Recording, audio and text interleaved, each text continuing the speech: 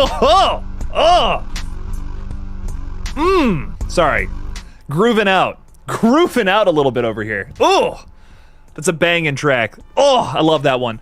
What is up, ladies and gentlemen? Happy Friday. It's Hawaiian Shirt Friday over here at the KillJoy Jake YouTube channel. Welcome, welcome, welcome. I am so excited to talk a little bit of horror because we got some updates that unfortunately Jake was not able to get to in video form tonight. But today, we are doing a little updates live. Ooh, my favorite way to do updates. So I'm excited to get into all of it. Lighting Ghost is already one step ahead of me, talking about Bill Skarsgård, who is back as Pennywise the MFing clown. Let's go. I've been saying since they announced that series, Welcome to Derry, for Max, not HBO Max. They just want to be called Max, like a dog. It's a dog's name, but it's fine. Actually, if there's people named Max here, that's awesome too. I'm not making fun of you. That's the first thing that came to mind. I'm like, yeah, this had to happen. If they didn't bring Bill Skarsgård back, why am I even watching? That's what's so great about the new movies, man. I mean, It Chapter 2's whatever story-wise, but I mean, Bill Skarsgård, man, he's giving it his all as that clown. And Bill Hader too. You gotta give props to the rest of the adult cast. They were awesome. But dude, I'm here for Bill. I want to see more Bill. Let's go, let's go, let's go. So very good move there, and we got some more things to talk about in a bit. Don't you worry. We'll get to the Scream rumor and the Return to Silent Hill teaser trailer. Can you see me glancing at my notes? I'm ready for this. I'm so ready. You guys don't even know. This is how ready I am. I got a fancy, this is Sprite. It's in a Jack Daniels glass, but I promise it's just Sprite with a strawberry on it. I'm so ready. I got my fancy drink. I'm ready to talk horror, ladies and gentlemen. Let's get into it. Legion just became a YouTube member. Thank you so much. Thanks for joining the Ghostface tier. Welcome, welcome. Sip up on the Kool-Aid, just like myself. That is a tasty lemon lime beverage. Welcome in, Legion. I appreciate you. Thank you for your support. Paul is hyped for Terrifier 3, and in turn, Villain Killin' Dylan needs Scream 7. Well, let me tell you, I'm very excited for both films now. Had an excellent conversation with my friend Ryan C. Showers this past Wednesday, and he got me hyped up for Scream 7, dude. I've definitely done a little bit of a 180 on the flick, and I'm excited. I'm really excited to see Sidney Prescott's story continued in this new one. I'm really excited to see where they end up going with it, so I'm excited, Dylan, and Paul. God damn, I can't wait to see Sienna's story continued in Terrifier 3 as well. Hopefully we get some updates for that, possibly a trailer soon. Haven't gotten a whole lot lately. I mean, we know that Tom Savini's gonna be in the flick. I don't want to underplay that update. I mean, that's a huge update. That's awesome. Tom Savini, like Damien Leone's biggest influence, is gonna be in the flick. Hell yeah, dog. That's sweet. But I need a trailer. I need something bigger than that. I looked up this Stab 4 teaser beforehand, Charles. That's how ready I am for this stream. And it looks cool. I'm excited. The Stab movies are added again. That little website, I love it. Good stuff there. Always great to see. And Starlight Glimmer Fan 2006 is saying, what's up, Jake? Just started watching the trailers for In a Violent Nature. Does this get a high recommendation to check it out? Well, if you saw my In a Violent Nature spoiler-free review from earlier in the week, you would know, wouldn't you? No, I'm kidding. Check out those videos, though, of course, if you guys didn't see my coverage of it this week. Pretty cool stuff. I loved this flick to death. If you are a Friday the 13th fan, you will love it. It is awesome. Kicks ass. It's my favorite horror movie of the year so far. Blew me away. Immaculate for a long time was my favorite, but In a Violent Nature, I think it's my number one. It's not a perfect film. I talked a little bit about some discrepancies I had with it in both reviews that I've done for the flick now. Spoiler-free and spoiler-filled. But, it's great. I love it. It scratched an itch for me as a Friday fan, and I was just very happy with it. Go see it, just like Mary here, who's seen it in like 25 minutes. Hell yeah! Enjoy, Mary. Enjoy, enjoy, enjoy. In a Violent Nature rocked. Denisha Lane, what's going on? How's it going? Welcome in, welcome in. Thanks for being a channel member as well. This is our wonderful mod. Say hello to Denisha, everybody. Say hello, be nice. Hello, hello, hello. What's up? Hit the like button. Or hit the dislike button. I don't care. See what happens. If you hit the dislike button, though, you will instantly shit your pants. So, I mean, go ahead. That just makes me laugh if you do that, so see what happens.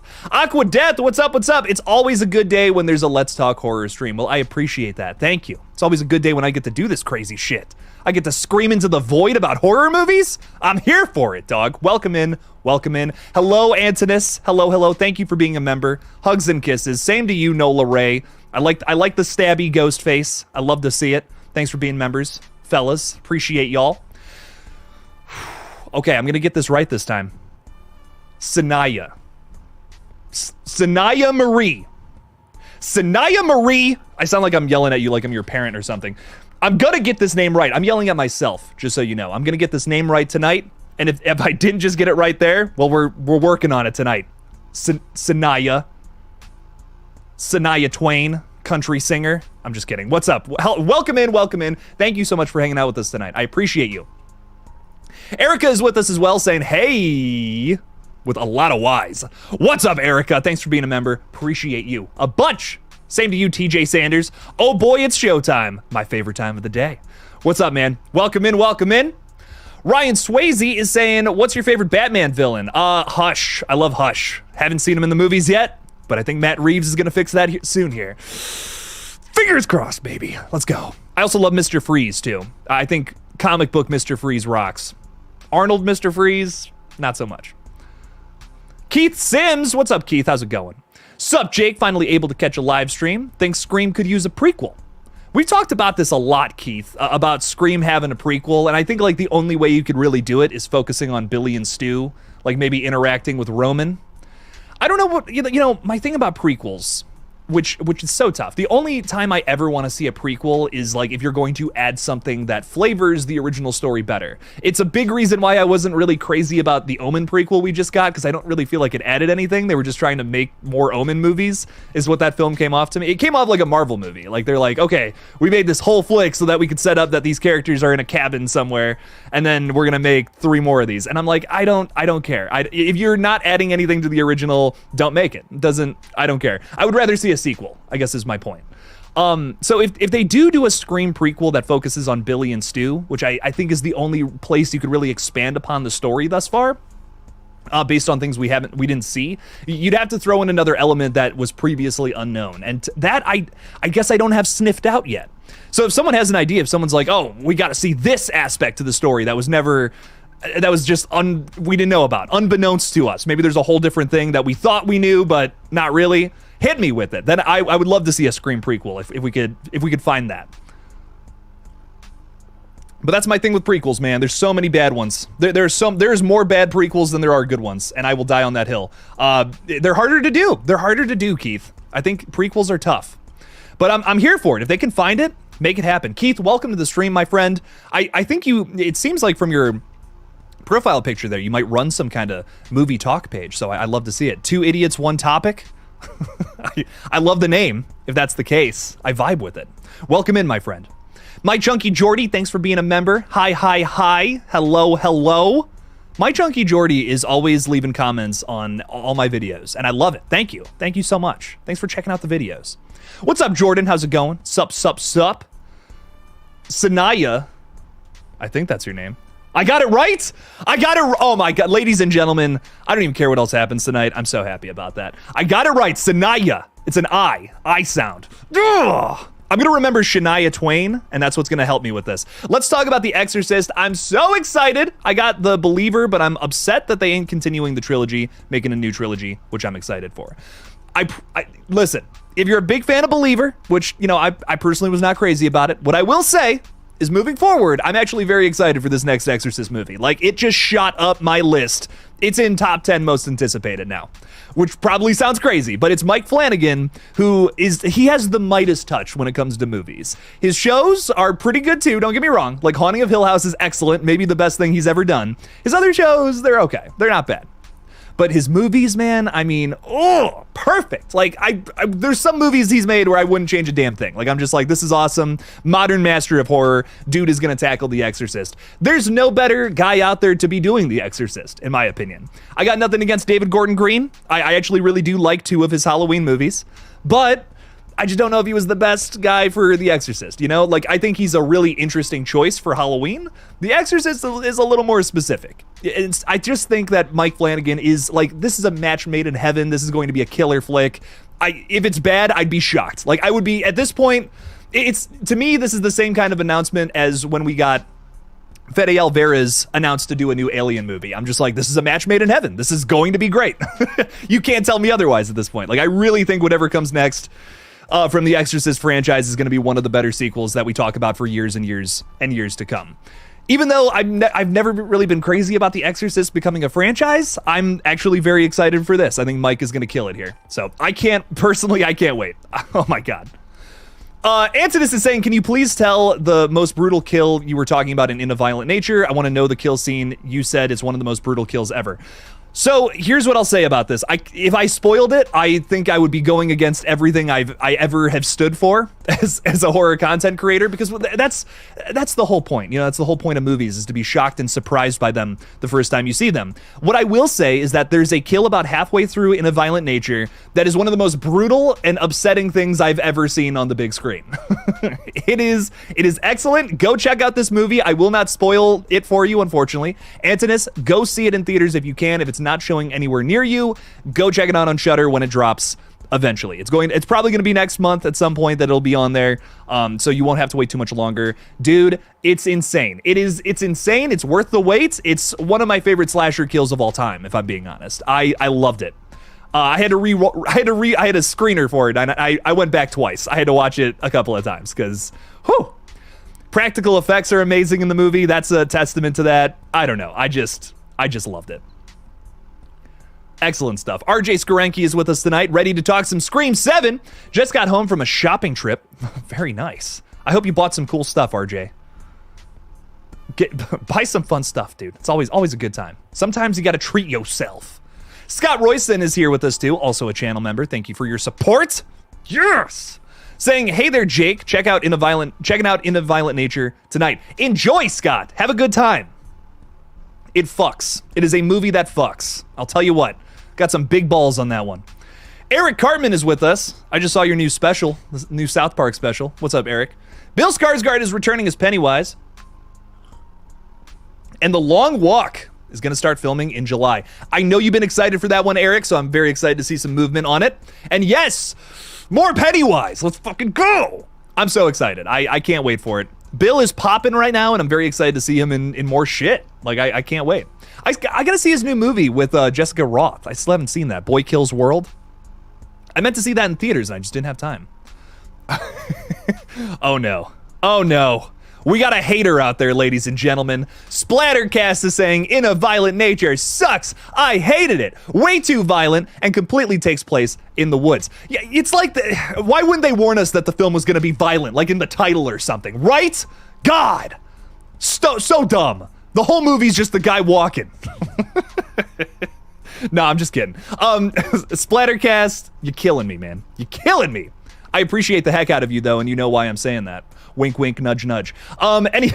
Anyways, we got Locked with us tonight. What's up, dude? How's it going? I actually really liked In a Violent Nature. I knew that. I knew that's what you were saying. And I'll even say I found myself happy with the ending. Interesting, okay. Different and probably boring to some, but I found myself enjoying that. You know, without spoiling anything, because I know this is a very fresh movie, the ending is strange. It was my only criticism of the whole film. Nothing about it feels like out of place. Like it all works thematically with what's been going on in the movie. It's not a film that's got like social commentary or anything like that. It is trying to say something. I won't say what, but it's just a weird way to end that flick. That was my immediate thought. I'm just like, that is not how I would have ended that. But interesting. Not bad. Not bad. Very interesting. The movie is very concerned with a certain element of itself that I felt was already kind of hammered home, and then they decide to spend like the last 10 minutes of the movie really getting that in your brain. So I thought that was strange. I think it's a strange way to end the flick. But besides that, I fucking loved it. I mean, it's an excellent movie. I had a great time with it. It scratched a Friday the 13th Jason Voorhees itch in my brain that I've been wanting for a very long time now. So it rocks. I think it's better than some of the Friday sequels, if I'm being real. So very good stuff. Yes, what's going on? Been a minute. It's been forever since I caught a stream. I'm so excited. Thanks for being here. Appreciate you. Thanks for hanging out with us tonight. We're going to be talking a little Scream, Terrifier 3. We haven't even gotten into Terrifier 3 yet. Some of the big updates. Is anyone excited for Silent Hill? Is it just me? Is it just me who's excited for the return to Silent Hill? Maybe. I don't care. I'm very excited for that one. And we also have a new Scream 7 rumor, which we will get to very soon. Squidward is with us, too. What's up, Squidward? Can't wait to watch the new Strangers just to understand why everyone hates it. Without spoiling anything, it's just a movie that hits on familiar beats from the past. And I'm not saying that like, oh, some scenes are kind of similar, whatever. No, like, I mean, exactly the same scene. 90% of the movie is exactly the same scenes you've already seen if you've seen the first one and Pray at Night. And that's my biggest issue with it. It's just like, that's the worst kind of sequel, in my opinion. I don't get the point in doing something like that where it's just giving the fans of this franchise something they've already seen. That makes no sense, in my opinion. It makes no sense for that movie to exist as of right now. But that all could change. This is something I said in my review, and I'll say it again here. That could all change with chapters 2 and 3. There was some stuff set up that we are going to get some kind of resolution to, I hope, in parts 2 and 3, it was a lot of setup. Basically, if I could boil down this movie to you without spoiling it, 90% of it is sequences and like shocks or whatever that you've already seen in the previous 2 flicks. 10% of it is set up to things we did not get a resolution to. So I imagine that chapters 2 and 3 will be better. This is just a very, very, very rough start, in my opinion. I'm hoping it gets better, though. I'm hoping that Strangers chapters 2 and 3 turn it around, but I have my doubts, is what I will say. But Squidward, I hope you enjoy it. I have heard some people say they fucking love this movie, and that's really cool. It's always cool. Always cool to see. So, love the intro song you have. Thank you so much, TJ. I wrote it myself. You might be hearing some of this music as a score in my latest project. Not exactly how you're hearing it. The way I have it in the stream, it sounds like YouTube music, but we're mixing and editing some stuff currently that I've written into this new project that I'm working on, which you guys will hopefully see at some point in the future. Marley Kai is with us. What's up, Marley? Hey, Jake, how are you? By the way, almost got catfished on Tinder today. Dear God, that's a can of worms. Don't do that. Don't do that, my friend. I'm fantastic. I hope you're good too. I hope. Don't get catfished, my friend. Good luck. Good luck to you. Scarecrow is my favorite villain. I wish you would have used that axe more, though. No spoilers, but I wish you would have used that thing a little more. Come on. What's going on? Brutal. Brutal. Locked is saying Furiosa is a prequel, but it's my movie of the year so far. Dude, I still haven't seen it. I meant to see it on Tuesday, and I ran out of time. Couldn't make it happen. So I really want to see this one. I think this could be a prequel that breaks the mold. Like, there's not too many prequels I'm really impressed with, but I think this could be one that rocks. I'm hearing very good reviews for it, even if that box office is not looking good. Oh. Mr. Freeze needs a second chance at the big screen treatment. Tell me about it. Dude, Arnold's Mr. Freeze is nothing like comic book Mr. Freeze. This is my comic book weird hill I will die on. I'm mainly a horror fan, but when it comes to Batman, you gotta get that shit right. Come on now. Come on. Erica is saying I was supposed to go see In a Violent Nature tonight, but my cousin backed out, so I'm gonna go alone. Oh, you're not gonna go, Erica. Oh no. Listen, sometimes it's worth it. And this movie, it's worth it. That's all I'm gonna say. I do appreciate having you sticking around and hanging out with us. Don't get me wrong, but don't miss out on this one. This one's good. Gotta see it in the theaters. Rocks. When the fuck is Terrifier 3 coming out? Night Owl, we just got some good news on this one, actually. It is coming out October 11th, 2 weeks earlier than it was supposed to. The original date, I believe, was October 25th. We're getting it 2 weeks earlier now. That wait is significantly shorter in Jake's opinion, and I can't wait. It's very similar to like 2 years ago when it came out like in early October, talking about Terrifier 2 specifically there. Terrifier 3 is kind of releasing around the same time. I believe it was early October, if I'm not mistaken, with Terrifier 2. I think it was like, what, October 6th, 7th, 8th, something like that for T2? I can't remember. But yeah, no, we're getting it in October. We'll likely see the first trailer, first footage, whatever, in July, is my guess. So we'll have to see. I hope soon, though. Like I said, we've been getting like little sprawling updates in the past month or so. But I think we'll be getting some bigger stuff as we move into later into the summer. Keith is saying, yes, it's my podcast. My buddy and I are picking it back up. Well, good luck. I hope you kill it with it. I don't think you guys are idiots, by the way, if that helps. I hope the topics are good and you guys have fun doing it, because that's what matters more than anything, my friend. Have fun doing it, and that will that will show. That will show. Best advice I can give. Paula, hi. Hi, Paula. How's it going? Thank you so much for being a member. Thanks for supporting this page, and thanks for hanging out with us tonight. Appreciate it. It's Friday, baby. The possibilities are endless. I love it. Catbread is with us. What's up? What's up? Hey, hey, hey. What's up, dog? Bluck is with us tonight. Yo, yo, yo. Jordan is a goof. Brutal. Already making fun of people. First comment. No, I'm just kidding. Is The New Strangers really that bad? I gave it a 0 out of 10, so. But my opinion is not definitive. Like I said, some people really enjoy it. But what I saw in that film was just repetitive nonsense, and that's just not my that's my biggest pet peeve when it comes to franchise continuations, is when you just repeat the same shit over and over and over again. I can't stand it. Why even make the movie? Like, if you give me a franchise, I'm gonna pitch you some crazy bullshit to evolve it. You know, unless I'm doing like a sequel to something that just came out. Nah, I'm doing some crazy weird shit to make something different for the fans that they're going to enjoy. And this is just not that. What do you think about Giancarlo Esposito playing Mr. Freeze? Dude, my head would explode. That would be the coolest fucking thing ever. Giancarlo Esposito, my #1 favorite villain actor of all time. Name someone better. Name someone who's played better villains than Giancarlo Esposito. Don't even try, you can't. That would be awesome. For darker, more serious, more comic accurate Mr. Freeze, fuck yeah. Put Giancarlo in, baby. Make that happen. What year does Welcome to Derry debut? So for the longest time, it was rumored to come out this year. I doubt it at this point. Probably next year would be my guess, as we're starting to hear more and more things about it. So 2025 is going to be my guess with that one. Gangster Bro is saying Terrifier fans have been hoping that art will kill a child in T3 to the point that there are certain we won't even see an aftermath. Do you think a child is too much? How should it be executed? Listen, they showed it in the teaser trailer. It's going to happen. But is it going to be the bedroom scene? Is it going to be that level of kill? No, of course not. That's crazy. That's too far. And even Damien knows that. I think they're going to push some limits. They're going to do something fucked up, but it's not going to be, you know, it's not going to be bedroom sequence far. It's going to be crazy and it's going to be upsetting, but I don't think it's going to be that. I don't think it's going to be that crazy. There is a Wow, excuse me. I just burped through that sentence. There is a character in the casting list that I read and I did an update on much earlier in the year. I believe this was February when I was talking about this. That is younger. I believe it was like maybe like 10 to 14 age range little girl character. That's like it's Sienna's cousin, I think, if I'm remembering correctly. Been a long time since I talked about the cast list there.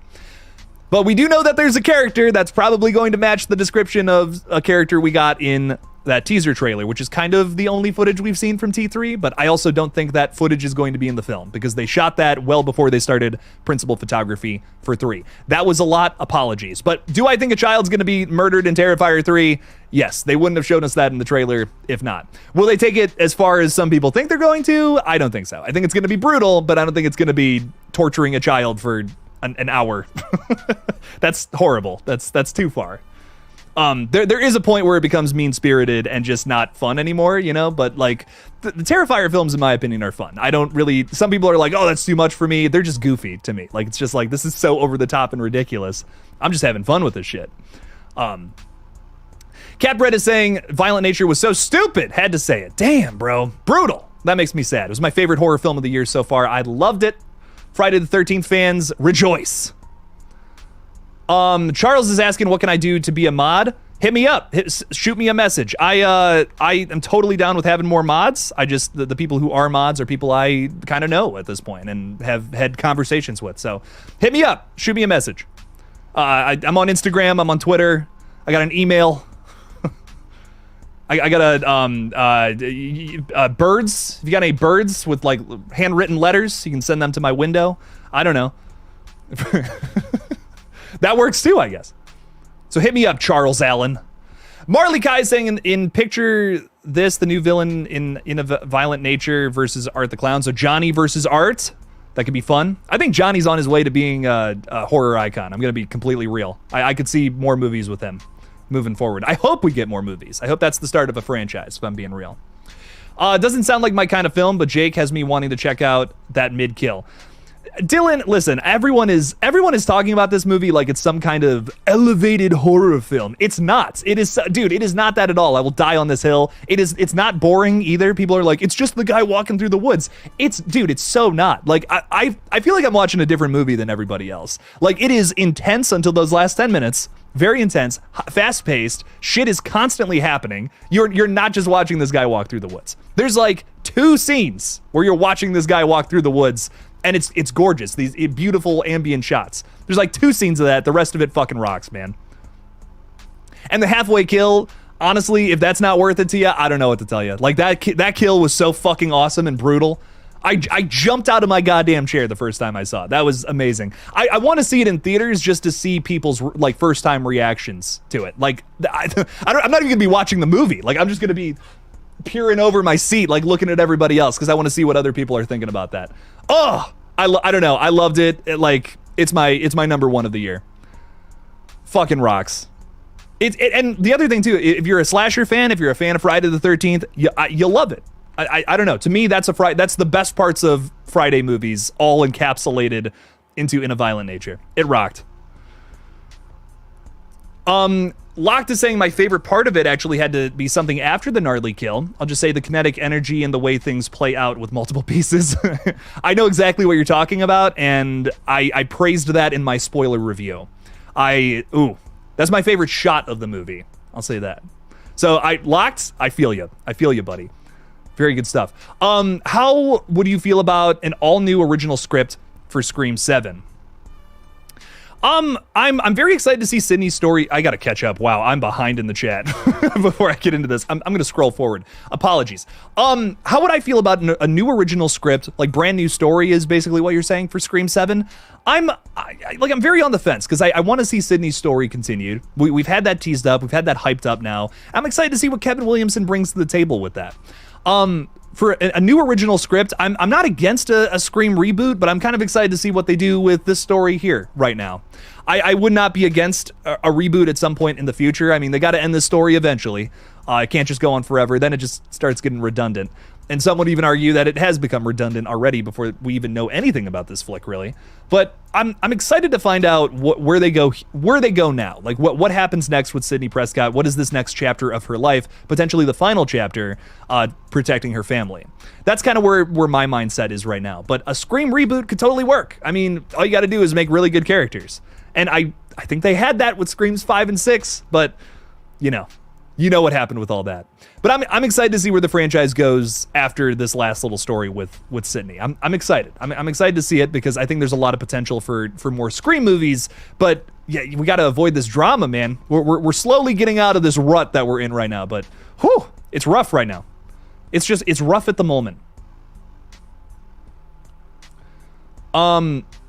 There's talk about a sequel to 1999's The Mummy with Rachel Weisz. Is that how you pronounce that? Rachel Weisz and Brendan Fraser returning. I love this idea, but does it kill any chance for a MonsterVerse? That movie is more fun than horror. So you're kind of saying like a reinvention of The Mummy is what you're looking for, more or less. For kind of like what they just did with like Abigail is a reinvention of Dracula's daughter. The Invisible Man, right? Reinvention of that. I see what you're saying. Honestly though, like my favorite version of The Mummy is the 1999 one, which might be a hot take, but the Brendan Fraser movie rocks in my opinion. That one's great. The sequels, whatever, but that first one, I think it's great. It's a lot of fun to be had there. I rewatched it like a year ago. I really like it. I don't know. I would be kind of down for more of that. I wouldn't be against it. Brendan Fraser's killing it right now. I mean, he was just in The Whale, right? And that fucking rocked. Or I don't know. Did everyone love that movie? I didn't like love it. I'll probably never watch it again, but it was like well executed. So I don't know. Brendan Fraser gives a great performance, and if he wants to give another great performance there, rock and roll. Make it happen. Let's see it. I'm not against more Brendan Fraser, I guess is where I'm getting to with this. Because if they announce that, I would be pretty excited. I'd be like, okay, cool. Like I love me some Brendan. I love me some Fraser. You ever see his like movie where he went to the Journey to the Center of the Earth? I love that movie. I haven't seen it in forever, but I remember loving that movie. No one loves Friday the 13th. Mrs. Voorhees needs love, plus original is key. Jason would have never been a thing if it weren't for this movie. I will say, I think the original movie's a little overrated, though. I don't know, Michael. I'm so sorry. It's never really hit for me as much as some of the sequels. There's something about Jason that he's got a luster to him. And the way that they play it in the original Friday the 13th is more of like a murder mystery. And I don't know, when you really think about it, it's just kind of a lackluster reveal that it's Pamela Voorhees. It's the mom of a character we've never met. And I don't know. When you look at it on paper, it's just not a very good reveal, in my opinion. I just don't really care. But, you know, the performance is insane and ridiculous in it. So there's that. I love when she gets her head chopped off and then it's like these gigantic hairy hands that are like, oh, geez, my head got cut off. That's hilarious to me. So there's a lot to love about the original Friday. The practical effects from Tom Savini are great. Come on now. But I'm kind of not crazy about the characters in that first one. And I don't know, the reveal's just, it's fine. It's fine in my opinion. I wish I liked it more. I really do. It's the sequels where I really start to get invested, but that's just me. Some people love that first one. Some people are like, oh, it rocks. It's awesome. Antonis, Bride of Chucky or Child's Play 2. I've definitely seen Bride more, but I still think Bride, I mean, these are the two best Chucky movies in my opinion, Bride and Child's Play 2. I've definitely seen Bride more, so I'm leaning towards that one, but Child's Play 2 rocks, man. That third act at the toy facility or whatever, come on now. Chucky's head fucking explodes from molten plastic. That's crazy. It's awesome. I love the characters in Child's Play 2 as well, but I also love the characters in Bride. I mean, come on, Jennifer Tilly? That's my favorite Jennifer Tilly performance, I think, in the entire franchise. Out of everything, Bride of Chucky, come on. You can't top that. That's awesome. That's so tough. I'm leaning towards Bride. I'm definitely leaning towards Bride, but I Child's Play 2, it has my heart. It's awesome. Child's Play 2 is the right amount of humor, in my opinion, for Chucky. Like, sometimes it gets overboard, especially in the show and Seed, but Child's Play 2, it's got just the right amount of humor, just the right amount of scares, great characters. It's got everything you want from a Chucky movie, but so does Bride. So, I don't know. So that's a tough one. That's my 1 and 2, though. I'll tell you that. That's my 1 and 2 from the franchise. The Human Chapter. A Scream reboot might be interesting. Just don't try to do the same characters again. You know, don't get me wrong. I'm down for a Scream like reboot of the franchise, but if they try to cast somebody else as Sidney Prescott, I'll lose my fucking mind. Don't do that. That's crazy. I want to make that clear. I'm thinking about how people define the word reboot, and I'm like, you know, I should put a little stipulation in there. Locked is saying, I am a little worried that Spyglass is using the name of Kevin Williamson to the name of Kevin Williamson, the way Lionsgate used Harlan to help sell The Strangers. I see that. I do see that. But I feel like if there's anybody alive right now who understands Scream is going to do a good job in that director's chair, I think it's Kevin Williamson. He hasn't directed a whole lot, as we know, but I think he can do it. He's a great writer. Maybe that translates to being a director too. I hope so. I really do hope so, because I would love to see Kevin Williamson shine, coming back in even more of a creative element to this franchise than how he was in the last two flicks. So I don't know. I really hope it's good. I'm rooting for him. I'm rooting for Kevin.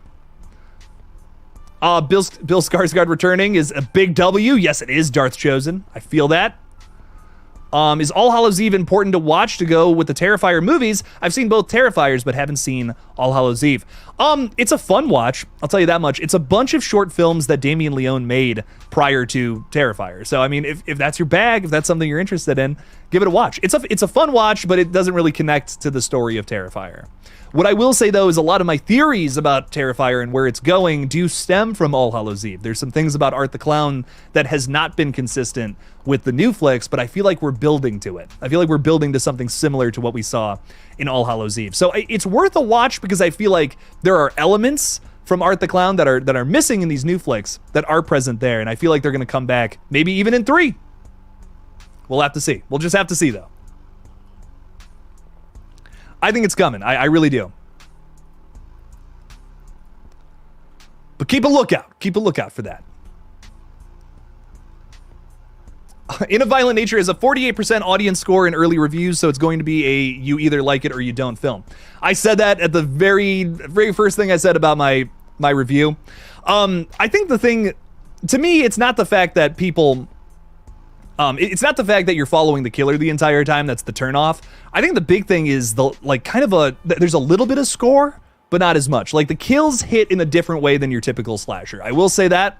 That's a big element to In a Violent Nature. If you're looking for you just want to see a bunch of characters get cut up, I mean, this film is a little more than that. It definitely has a big focus on the location, like that you're set in, like the history of the White Pines, Johnny as a killer, which I personally, like, that's what I live and breathe when it comes to slashers. I want to know a lot about your killer. I want to know about how his environment and the people around him turned him into what he ended up becoming. And there's a lot of that in A Violent Nature. If you're someone who digs that, you'll really like this flick. But the kills are also awesome. You know, I mean, I don't know. I really don't.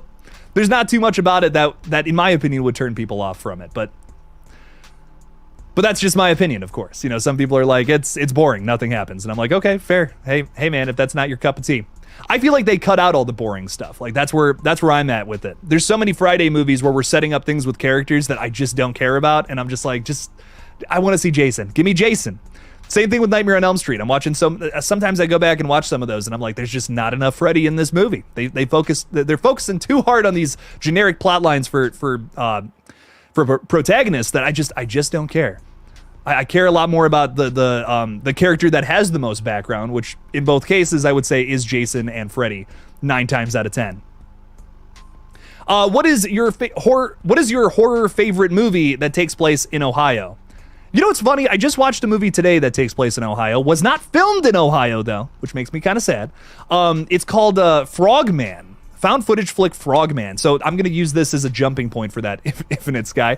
I wasn't crazy about it. It's not like, I don't know. It's got some issues, but I had a fun time with it. It's cool. It's a cool little found footage flick.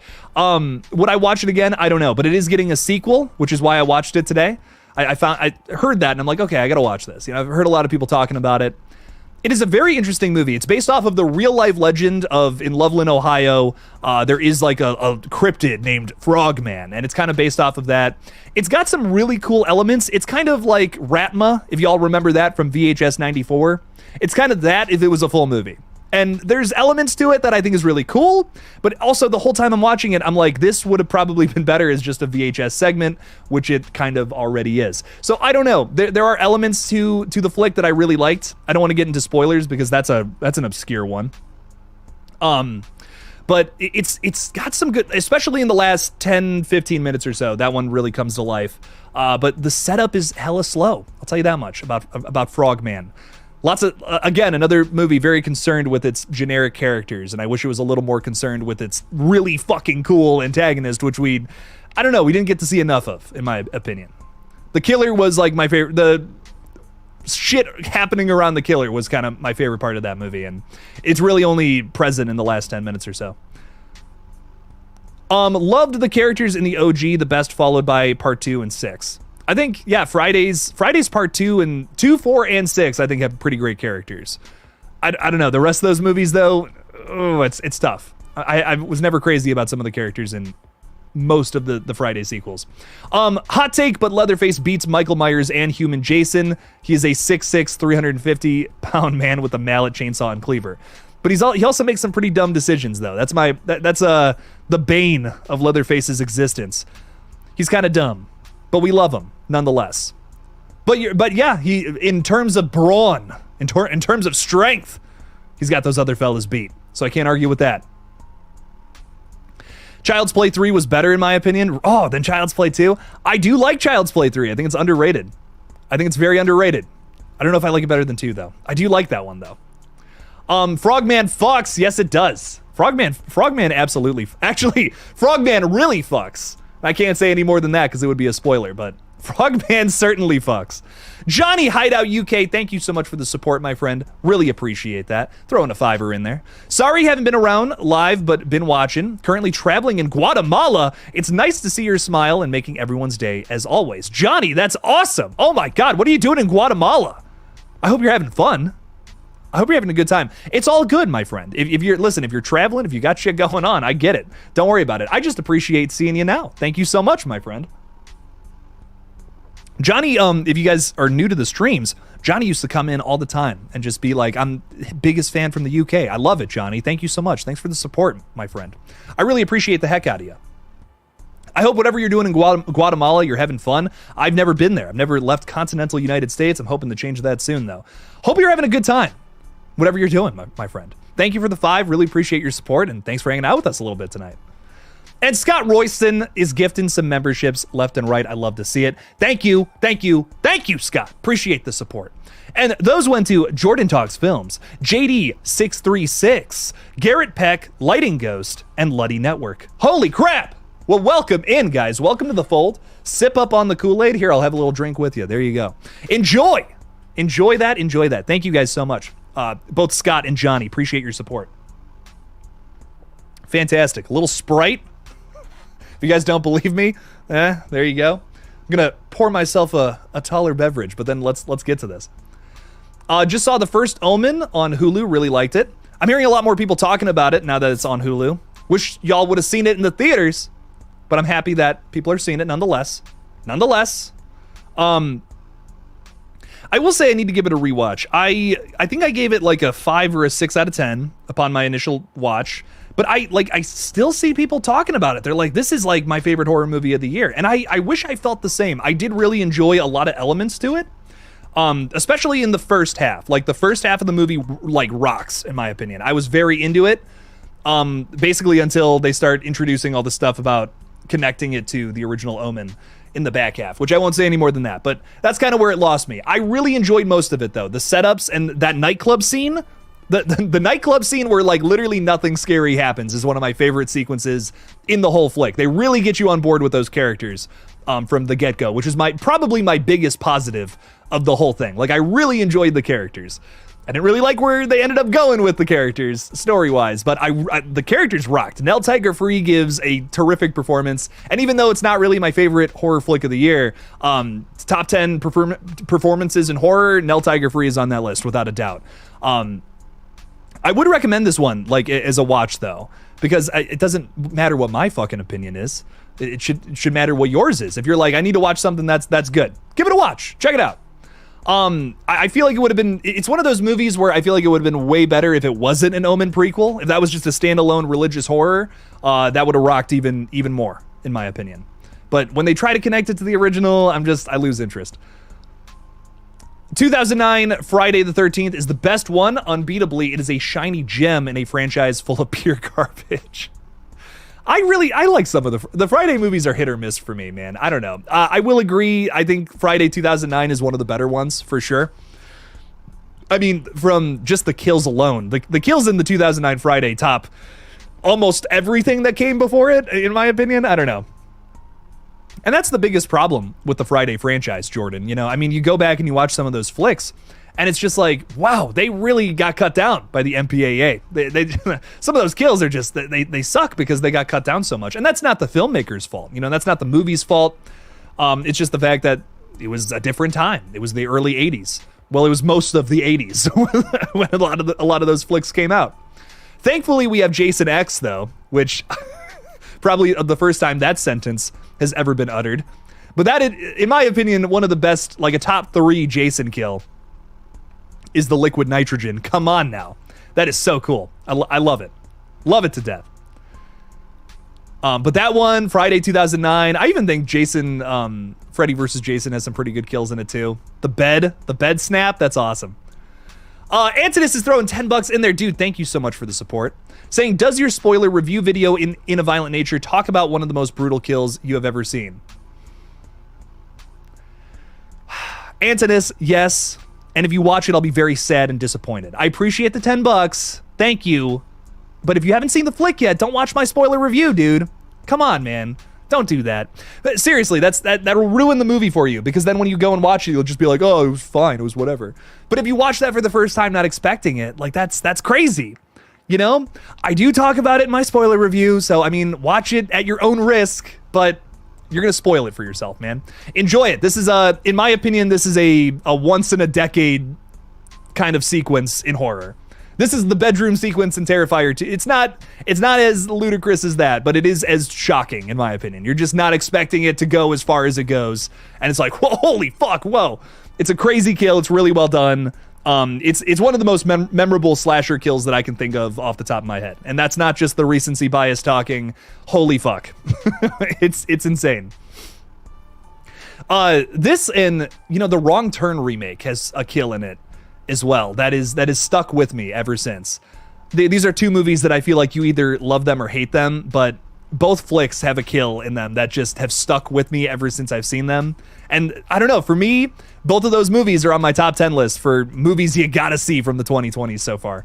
That Wrong Turn remake, I'll never stop talking about it. I don't get why people hate that movie. It rocks. It is an excellent reinvention of that franchise. Just like how In a Violent Nature is kind of a reinvention of Friday the 13th in a weird sort of way. But yes, go spoil the movie for yourself, I guess. Jake will be sad, and I'll probably cry myself to sleep tonight, but I appreciate the $10. Thank you, thank you, thank you. Watch the spoiler-free review if you have not seen it yet. Appreciate it, Antonis. Blucka is saying Identity and Upgrade are some of the few movies me and Jake agree on, so you know that they're good. Yes. Yes. Dude, I just watched Upgrade again because they put it on Netflix. I don't own that, which is crazy. Like, Upgrade is one of the best movies from the 2010s, like, across the board. Y'all gotta watch that. That is so underrated. No one talks about it. It's sci-fi horror at its best. Like, you gotta see Upgrade. Upgrade is so good. Oh, maybe my favorite Lee Winnell film. Excellent stuff. Has anyone ever enjoyed a film even though it was spoiled for them beforehand? I will say I've had a few movies ruined for me because they were spoiled beforehand. When Evil Lurks is a film that I knew about a certain sequence in that movie beforehand, and it definitely did not hit as hard. That probably would have been my favorite horror film from last year had I not known about a certain sequence in that, which is, it's so fucked up, but it just, I don't know, it didn't hit as hard for me because I knew it was coming. All I'll say is dog for those who have seen that flick.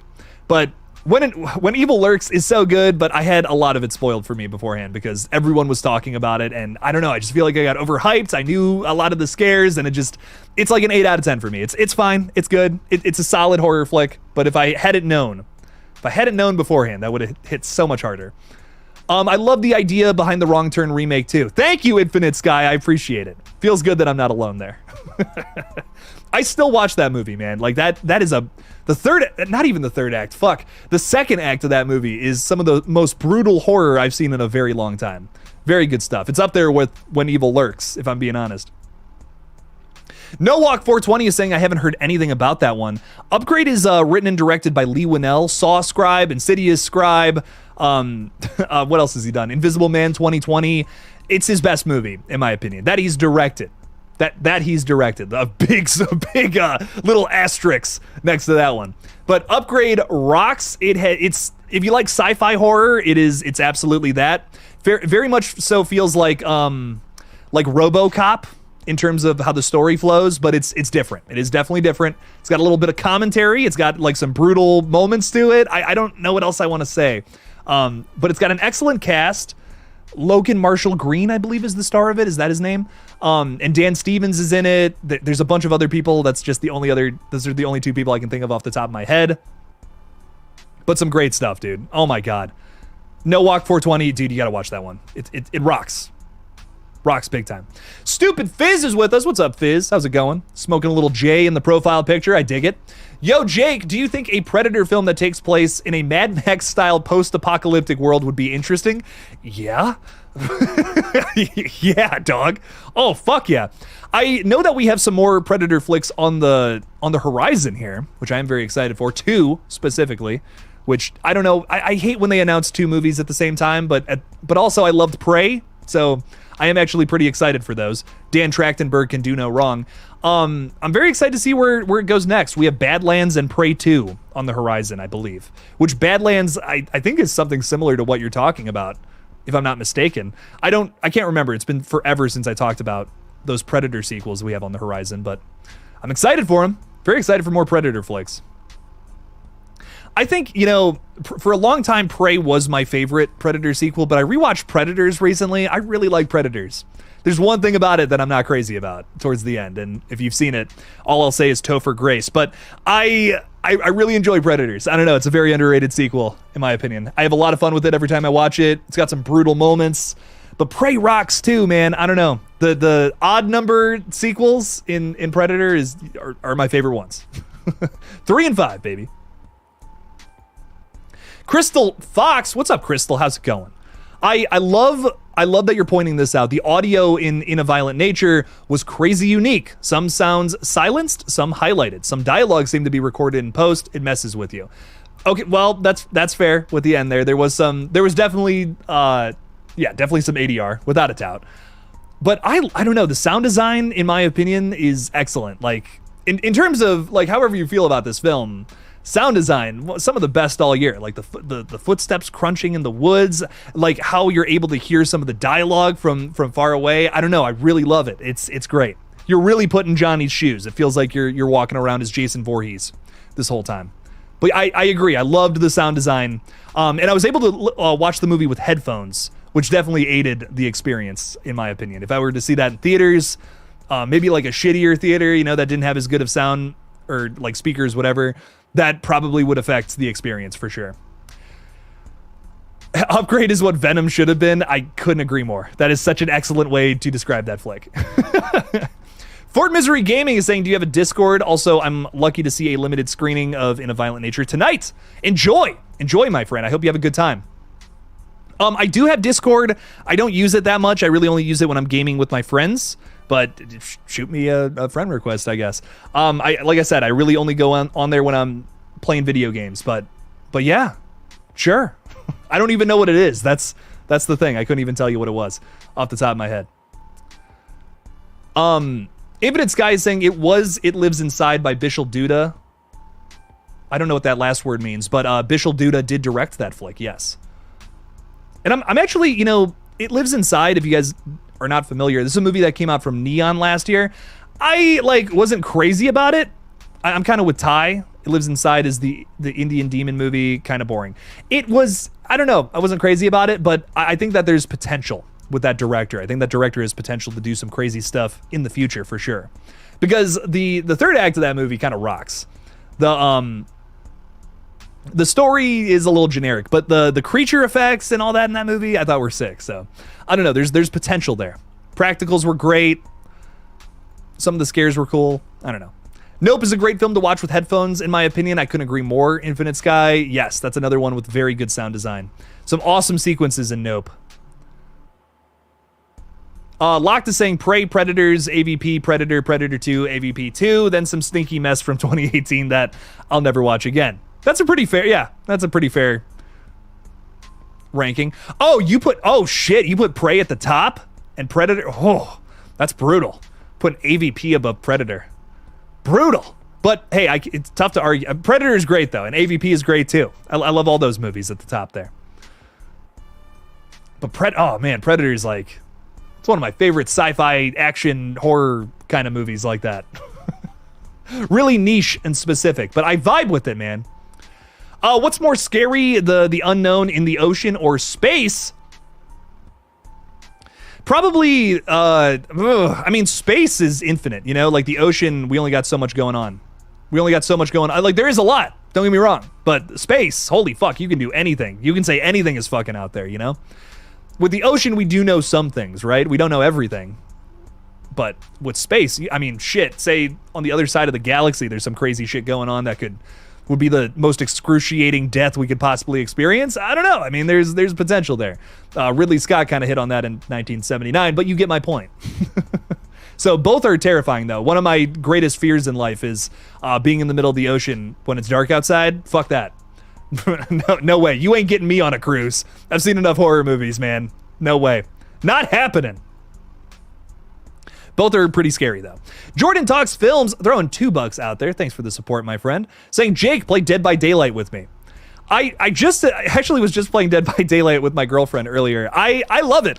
Dead by Daylight's so much fun. I frequent that, and what am I playing now? I'm playing Dead by Daylight and COD recently, but, little announcement, everybody.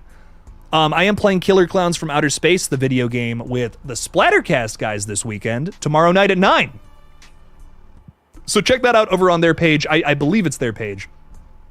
I've yet to shout out the stream, but tomorrow morning, I am going to talk about it a little bit. So check that out, Killer Clowns from Outer Space game. I just got a key for it. Thank you, Dylan from Splattercast. Much love. Appreciate that.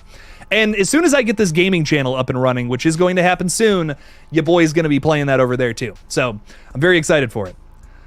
Very good stuff in the future. Jordan, we'll have to do a little stream playing games or something. It'll be fun. Thanks for the $2 though, my friend. I appreciate it. Appreciate it a whole bunch. We'll play some Dead by Daylight in the future. And Jackson Watkins is saying, I subscribed to your second channel. Thank you so much, Jackson. I appreciate that.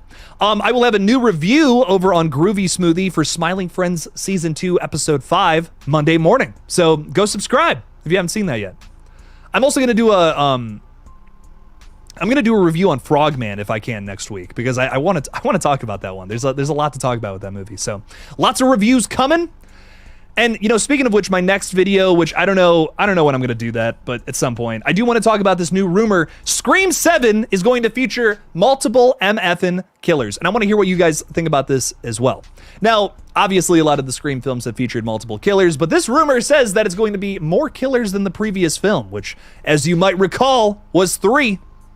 There was 3 MFing killers in Scream 6. So this has me thinking, like, are we going to do the Cult of Ghostface? Are we going to do, like, I don't know, like a shit ton of them? Is it going to be too much? There's a lot going on. There's a lot to think about with that idea. So for me, I hope they go down the Cult of Ghostface route if that's true.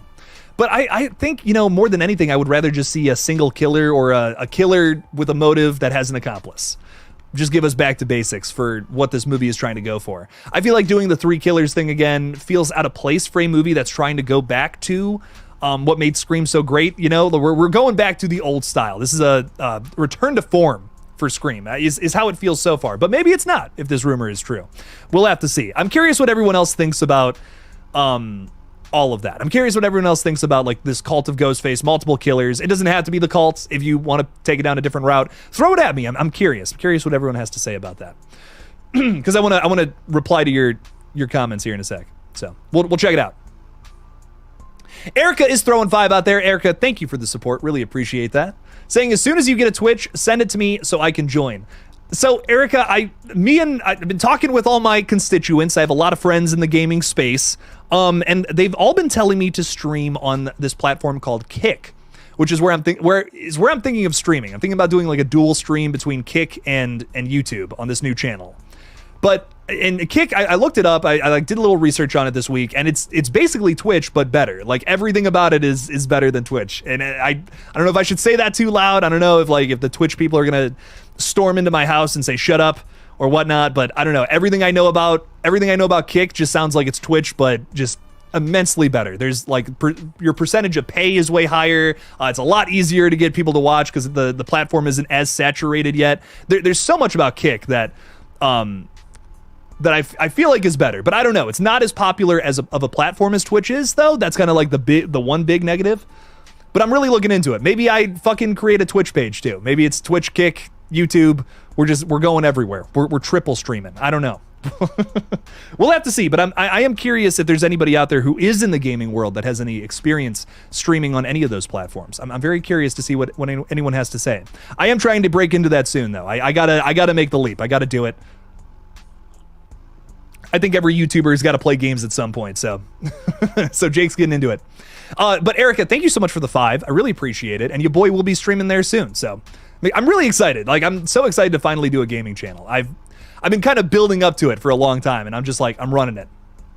Making it happen now. And Old School, I thought this same thing, which is so fucking funny that you throw this in there. It's not the messaging app. It's a completely different app than that, which is so, like, that's hilarious. That's so funny. I said the same thing to my girlfriend. I'm like, isn't that weird, like, messaging app from middle school? I said the same thing. We're both old men, Old School. God damn it.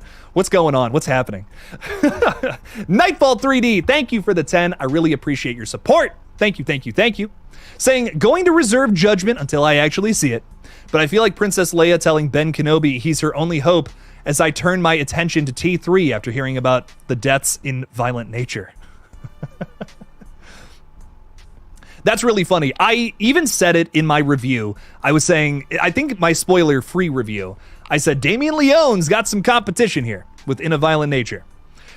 There's one kill in specific. There's a lot of good kills in A Violent Nature, but there's one kill in specific that I will give Damien Leone a run for his money this year. That's all I'm gonna say. And in my opinion, that has me even more excited to see T3, Nightfall 3D, because I want to see if he does it. Like, I'm like, is he gonna top this shit? Like, I don't know. Like, it's crazy. That in a violent nature kill is crazy. So to me, the thing I'm probably the most excited for the for the rest of this month is that I'm very excited to see if they top it in T3. But I'm hearing from Damien Leone himself, who's been posting on his Instagram story a lot of little messages between him and his confidants who have seen some of the sequences from T3. They're very impressed. They're saying, holy shit, that looks gory as hell.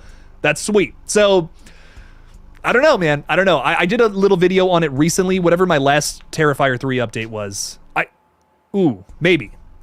Yeah, it was my last Terrifier 3 update because I combined that and the Tom Savini update together into one little block. I talked a bit about this. So check that out if you guys have no idea what I'm talking about. It's interesting. It's interesting to read up on. So but I totally understand. I am worried that he might get bested by that kill, but I hope not. I hope that Art the Clown steps it up. In T3, we see something that's even more violent than what we saw in the last Terrifier flick. I think it's possible. If anyone can do it, it is my man Damien. So I'm excited to see it, Nightfall. Dude, thank you for the $10. God, I can't wait for Terrifier 3. A Christmas slasher with Art the Clown. That's going to be so much fun.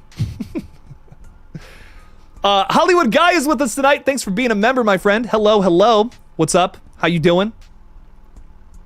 Welcome in. We vibing out tonight, talking a little horror. Jake's going extra long tonight because I'm feeling extra long, if you catch my drift. That sounded gross. That's not what I meant. Anyways, Antidus is saying, what year will Return to Silent Hill come out? So we just got a teaser for it, which has me thinking it's going to be later this year. I don't know if you guys saw the footage from it or not, but it's got old Jake excited. It is a adaptation of Silent Hill 2, a fan favorite game from the long-running video game franchise, which is also getting a video game remake this year too. So film adaptation and holy shit, a brand new game too, which I believe the game comes out October 8th. And I'm very excited for that. The original Silent Hill 2 rocked, played that a lot as a kid alongside Resident Evil 2. I love those games so much. So I'm very excited for Return to Silent Hill and the new video game remake too. But check out the teaser. I actually think it did a good job at not spoiling too much. Actually, weird thing to say, but some of the stills that came out from Return to Silent Hill, I feel spoil it more than the teaser trailer did, which is bizarre. But if you watch anything, if you want to get into Silent Hill, definitely watch that first movie and play the second game. I think that's probably the best way to get into it, at least from my experience. I don't think I've consumed every Silent Hill form of media, but the first movie is probably the best one, even though I got a soft spot for that weird second one. But the video games, Silent Hill 2, that's the best. That one rocks. Get an emulator, make it happen, play it. Or if you want to pay the like $400-$500 to get one of the copies on like PS1 or whatever the fuck, do it. Do whatever you want.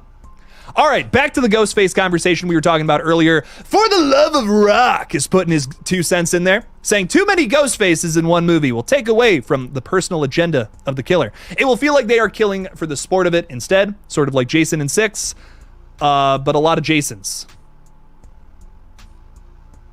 I read that wrong. I thought that you were continuing that. I'm like, wait, is there more to it? Is there another message? I get what you're saying. So you're saying it's gonna feel like a lot of these killers are just here to be stand-ins, and that is how it kind of feels in Scream 6. I do agree. I think that it's a family of killers. That's how they wrote it off.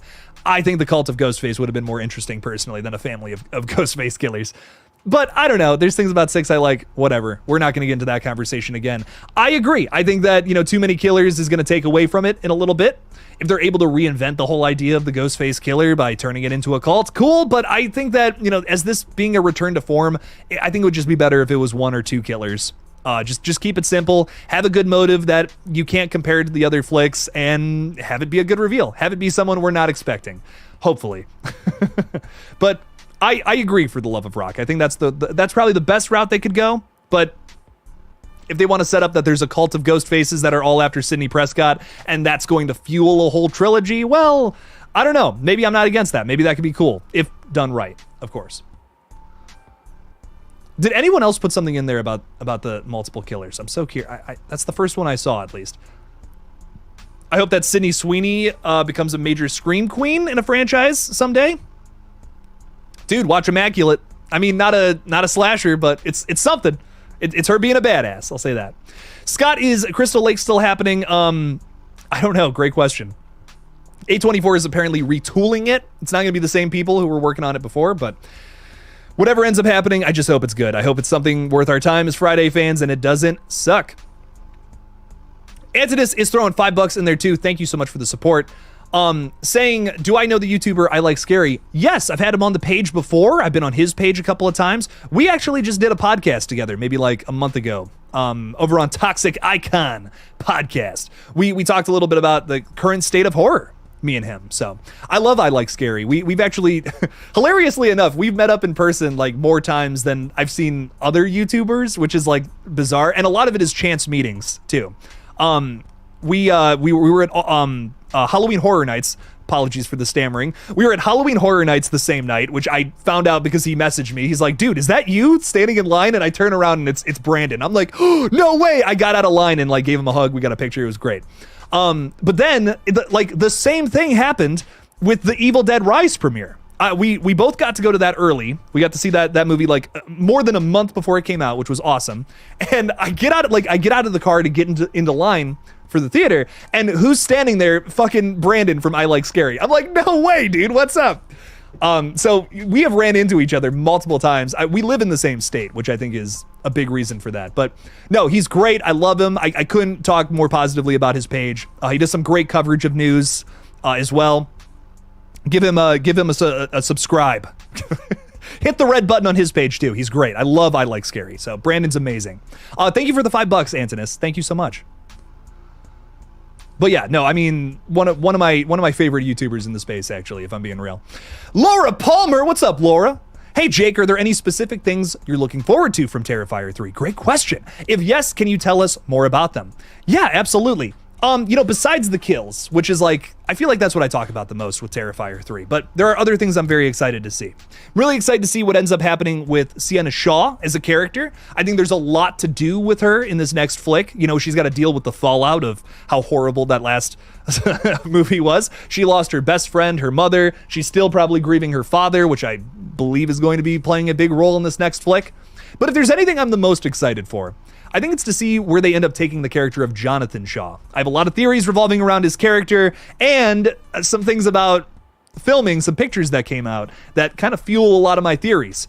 You might remember that we didn't really get to see any pictures of Jonathan from any of the behind the scenes shit. Like we saw some pictures of him like in the car with David Howard Thornton or something like that, like on their way to set, but we didn't see much else besides that. So what's up with that? Also during almost the entirety of the shoot for Terrifier 3, we're seeing Elliot Fulham, who plays Jonathan, keep his Instagram pages updated. He didn't seem like he was all that busy, so it makes me think that Jonathan's not in the flick all that much. This is leading me to believe that his character is not going to make it out of Terrifier 3 alive. I've been theorizing for a while that he's going to become a clown, just like we saw happen to Vicky after the events of Terrifier 1. And here's a big reason why, like minus that kind of feeble shit I was just pitching you a second ago. You'll remember at the end of Terrifier 1 that Vicky got her face eaten off by Art the Clown. And then what happens in Terrifier 2? She's a clown. She's got her eyes fucking lit up just like all the other clown people in Terrifier 2. If it was the little pale girl, if it was the mom who's all clowned up now in that one weird little scene. Victoria is under Art the Clown's spell. I don't know how that works or whatever, but I think we're going to get some more explanations for that in Terrifier 3. I almost feel like Art the Clown works as a virus. And you'll remember at the end of Terrifier 2, old Johnny boy got his fingers bitten off. So I believe he's infected with whatever is going on with Art as well. And he's going to be dealing with that throughout the majority of this flick, likely up until his death, or turning into a bad guy, turning into a killer himself. This has been set up with this character ever since we met him in Terrifier 2 as well. He's been obsessed with Art the Clown. He's like obsessed with killers. We get that whole conversation with Sienna that's pretty in your face. I feel like that's where we're going with Terrifier 3. So if there's something besides the kills that I'm excited to see in T3, it's where they end up taking that character throughout the plot. I really think that's going to be fun and interesting and probably a shocking turn for the franchise. We only had 2 big survivors from the last movie, so if one of them dies, that's going to be pretty upsetting. I think that's going to fuel Sienna's hatred for the clown even more for part 4 is another big reason why they would want to do that. But we'll just see. B4T3 man is hanging out with us. I'm just messing with you. How's it going? How's it going? Welcome in, welcome in. Talking about Scream, saying I feel like 7 and 8 should be an end of the franchise, like a 2-part movie with Scream 7 being part 1, killers should be the killers that survived from previous films, and the big finale in 8. I'm not against that outline. I think that's a lot of fun. I think there's so many movies that have tried to turn themselves into trilogies that should have just been duologies. I tried to say duality, and that's not the right word. No, honestly, I would rather get a 2-parter versus like a trilogy, which is what's rumored right now, that we're about to get like a whole new trilogy of Scream movies, which, you know, if it was any other franchise, I'd be like, fuck, okay, maybe this could be good, you know, but with Scream, like, that's tough. That's tough to announce 3 movies unless you really got a solid plan, a really good idea for that. 2 movies makes a little more sense, because then you could do like a setup, you know, like something like you're talking about, the killers get away at the end, and then a payoff in part 2. Think seasons 1 and seasons 2 of the show. Which, even then, we still don't have everything paid off, but don't worry about that. Point being, I think that could work. I think the duology I'm a little more interested in than the trilogy. The triology, as some might say. By the way, I'm not knocking Scream 6. It's my favorite movie in the franchise. Ooh, shit. Hell yeah, dog. Well, I'm glad you like it as much as I do. Yeah, Scream 6 rocks. I mean, you know, it's kind of not... It's not lovable for the same reasons as some of the other films, which is why I think a lot of Scream fans don't like it. But I just, as a slasher movie, I fucking vibed with it. It's badass. It's got a badass final girl. It's got some crazy kills. Some cool, really cool set pieces. I don't know. There's so much about it that I love. I vibe with it. Scott Walker saying I watched the movie Crawl for the first time. Really freaked the hell out of me. Nice. The scene of the looters and the girl who got her leg ripped apart in that scene too. Dude, that's like one of my favorite sequences of the whole movie. Oh yeah, Crawl rocks. I mean, one of my favorite like alligator crocodile movies, which I keep in the same category because come on now. It's alligators, but I don't care. It's the same category of movie. I love that flick to death. It is directed by Alexander Aja, which I just found out that's pronounced Aja. It's not Aya, like I've been saying for so long, incorrectly. But I love his movies. He's got a new flick coming out later this year with Halle Berry, right? I think it's her. But yeah, I'm very excited for whatever he does next. I love his filmography so much. Banging movie there too, if you haven't seen it. Possibly his best. Crystal Loves Horror is saying, cult for Scream? Is this the Cult of Thorn, Halloween, The Curse of Michael Myers part of the Scream timeline? Oh God, don't say that. Oh Lord. See, I think Cult of Ghostface could work a little better than that though. And here's my thing, right? With Michael, what do we love about Michael? We love the fact that he's this mysterious entity that can't be killed, but kills, right? He has this just unrelentlessness about him that I love, and that's all we need from Michael. Trying to explain him across 3 movies seems pointless. And more franchises try to do this, and it rarely works because no one wants their horror explained. Horror comes from the unknown. When you explain everything, well, then it's not scary anymore. And that franchise, that little trilogy, I mean, makes Michael not scary. By part 6, he's a joke. He's standing there hanging out with everybody at this cult ceremony. It's ridiculous. For Scream, I feel like it could work because the point of a Cult of Ghostface is not to explain. It's to take the Ghostface character to a new level, to take it to a new place. And that's why I would be interested in it. Execution is everything, of course. They could absolutely fuck it up. Anytime you get high concept, it's very easy to fuck things up if you're not paying attention. But I think it could work depending on where they take it. It all depends, right? If it's a Cult of Ghostface that are like just hell-bent on killing Sidney Prescott and her family because maybe they believe that if she's dead, no more ghost faces will come about. They'll all just stop what they're doing as soon as all the Prescotts are dead. That's interesting to me. I could get into something like that as long as they don't overcomplicate it. Just have it be they want to kill Sidney Prescott for whatever fucking reason. For something that we haven't seen before, admittedly. I should put that in there. But I could vibe with it. I could get into it. It's a little high concept. I imagine some Scream fans wouldn't be into it. But I've heard people pitch their theories on it. I'm kind of into it. So Fort Misery Gaming is saying, Cult of Ghostface. What if they have a cult with Stu being the guy in the chair and do Flip to be calculating as opposed to a crazy random dude? Again, my big thing with Stu, and I won't spend too much time on this, because I get a lot of comments from people saying I just say the same shit about Stu every single time it gets brought up. Won't spend too much time on this, but I just feel like Stu being a cult leader completely defeats the point of why we like Stu. Stu is hilarious because he's just roped into this situation and doesn't realize how awful things have gotten. When he feels like they've gotten caught, he's saying that his parents are going to be so mad at him. My mom and dad are going to be so mad at me. He doesn't realize that he's probably going to jail for the rest of his life for doing what he did. But then he, of course, dies, which is arguable, I guess. But I think my big thing is I just don't see why fans of Stu would want that. It doesn't make any sense. If Stu comes back, if he were to come back, I would want him to just be the pesky sidekick that's just being a goofball and doesn't realize what's going on. Like, that's what's so fun about him. That's what I love so much about Matthew Lillard in that role. So I guess I'm just not big into that, him being a cult leader and all that. I could vibe with Stu being a goofy accomplice, but that's what makes him work, in my opinion, so well in part one. Talon, what's up? Welcome in. Saying I would love for Catherine Newton to be in Scream 7. She did awesome and Freaky and Abigail. Ooh, I second that, my friend. She would be such a great cast member in Scream, I think. I wonder who she would play. I would love for her to be someone similar to what she played in Abigail, honestly. I could even see her being a Ghostface, if I'm being real. I think Catherine Newton could do that really well. I think Freaky, prime example, her playing a killer.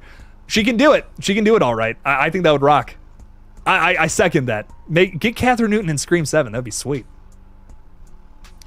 Bateman is saying Terrifier 3 can have the potential with being the best of the trilogy. It's also the most unique so far with being a Christmas slasher instead of a Halloween slasher that the first two did.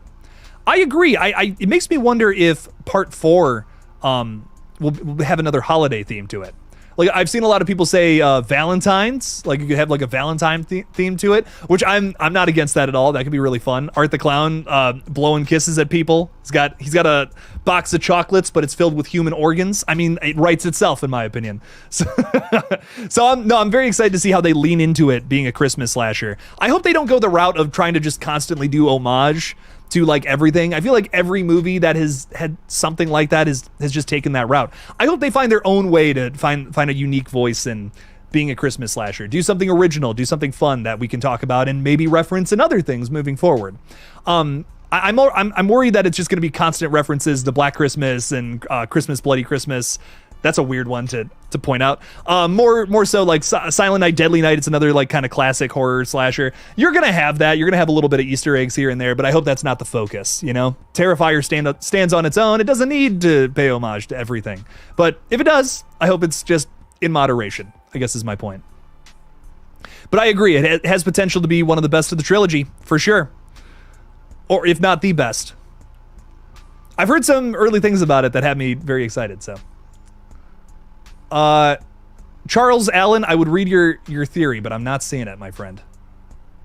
Okay, here we go. What if Art the Clown what if his plan is to set all the demons free from the VHS from All Hallows Eve? I think you might be onto something, honestly. I do feel like angels and demons are very present, especially in Terrifier 2. I could see that happening moving into Terrifier 3. We start to get more inklings of that. Because, man, there's so much imagery of hell in Terrifier 2. I'm like, that's got to be where we're going, right? He's got to be some kind of demon or a demon possessing a human. I don't know. Something's going on there, man. There's some kind of angels and demons, heaven and hell kind of thing happening here. We'll just have to figure out a little more about it when it drops. But I'm telling y'all, that's what it is. You watch All Hallows Eve. I mean, there's so much shit about Satan and the devil and all that in there. Art the Clown's a fucking demon. I don't know how, but somehow. If there was a sequel to Abigail, should there be a time skip? I don't think so. Maybe like a year later, if they were to go down that route. What would they do for a sequel to Abigail? That's my question. That felt like such a one and done to me. Realistically, most people would break down in a situation like In a Violent Nature, which is why I really love that ending. Okay. Jimmy's also saying, I hate the notion that every film has to have a climactic ending as well. Most of the time, endings like that are forced, especially in horror films. Okay, yeah. I guess I just wish, like, that's not really my problem with it, I guess. It's more so, and I don't want to spoil anything, but I guess my problem with the ending to In a Violent Nature is the fact that we're just trying to reinforce themes that have already been hit on like so many times before in the past. If they had thrown in some new viewpoint on it or something, maybe, but it's just nothing new. Like we're watching something that's been talked about, not the story itself, but like the themes of it have been talked about so much before in the movie. I guess that's my problem with it. I'm with you, Jimmy. We don't need like a stinger scare or something like that. This movie was anything but typical. But I don't know. I guess there could have been a better way to end it, is my point. You can take it down that, quiet, slow burn ending route, but just do something else. You don't got to reinforce the theme that multiple scenes before have already talked about. I guess is my point. That's where I'm coming from with it. But I feel you on that. Not every movie needs that last stinger scare that every other slasher flick has. I agree. You love Halloween Horror Nights? Fuck yeah, dog. You go every year. I live in California. We have it here too. I hear it's even better in California. I want to go there sometime. I've only ever gone to Universal Studios in Florida, so I hear it's awesome though. I hear it's great down there, over in California. Erica is throwing $2 out there. Appreciate you so much. I would love a Terrifier 1 and Terrifier 2 watch party with your commentary. Oh well, thank you so much. I appreciate that, Erica. So what I'm gonna, no promises, but I'm thinking about bringing the watch parties back next week, maybe, because I'm starting this series where we break down the Friday the 13th movies, and something I'm realizing, because I'm looking back when we were breaking down the Strangers movies before that came out, is I didn't get as many views on those streams as I did some of my other streams. And what I'm realizing is some people just don't have the time, or maybe forget to watch the movie, whatever. But if they had an excuse the day before to watch the movie with a watch party stream, well, then we might get some more people for the chat with other folks. So what I'm thinking about doing is Monday streams as per usual, Tuesday watch party, we talk about the movie the next day. That's kind of what I'm thinking, like a Tuesday watch party, and then Wednesday we're breaking it down. We're giving our thoughts on it a little more in depth with some guests, of course. So that's kind of what I'm thinking. I'm thinking about trying it out next week. I want to start doing the Friday the 13th series because it's summertime. And I mean, what's a more iconic summertime horror franchise? I can't think of one. Come on now. Friday the 13th, baby. Let's run it. So we're going to do 12 Friday the 13th. Well, I guess 24 Friday the 13th streams moving forward. So that's going to be fun. Terrifiers 1 and 2, though, I am definitely doing watch parties for before Terrifier 3 comes out. So, Erica, you might have to wait a little while, but I promise, fingers crossed it's happening, because I'm once we get closer to Terrifier 3, I guess is my point. This page is just going to become Terrifier Central. That's going to be my goal. Like probably a month before Terrifier 3 comes out, it's just going to be going nuts with Terrifier. Very excited. As soon as that trailer drops, I'm going to be a mess. But Erica, thank you so much for the $2. I really do appreciate that. And I hope you're able to check out some of these watch party streams that I'm thinking about doing soon. So I just want to see if I miss things Jake might see or think and all that. Well, thank you so much.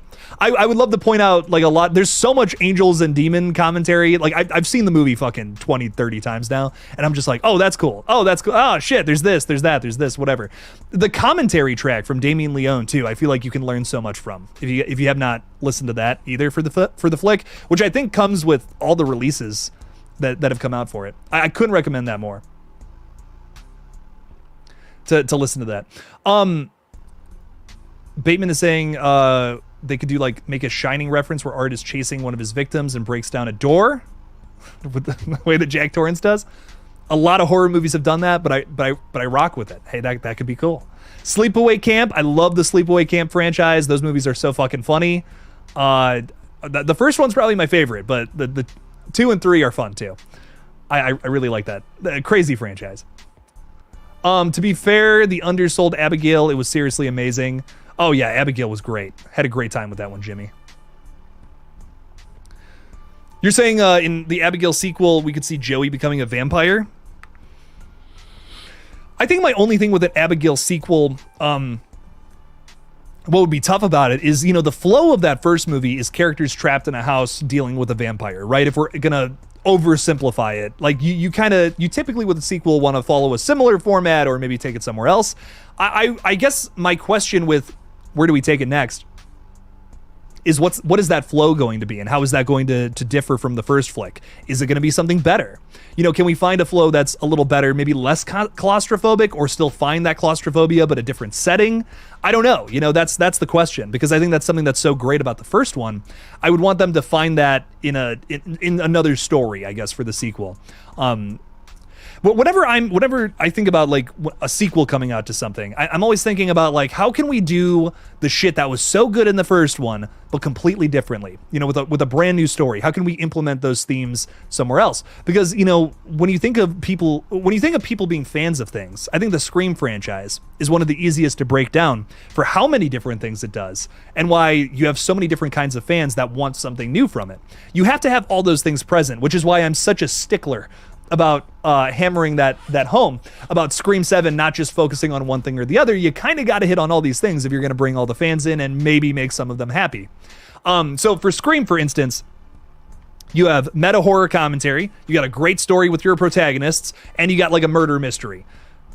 Did I say horror? I said horror commentary first. Yeah. So you like those three things have got to be present in a brand new Scream film. You can't just drop one of those on the wayside. You're going to lose a big side of your fan base, because everyone's here for something new. You know, we had a conversation on Wednesday with people who I feel all had something they wanted from the new Scream film that differed from the others, which I thought was really interesting. It was a great conversation. If you did not see our Wednesday stream, holy shit, one of my favorite streams I've done on the page recently.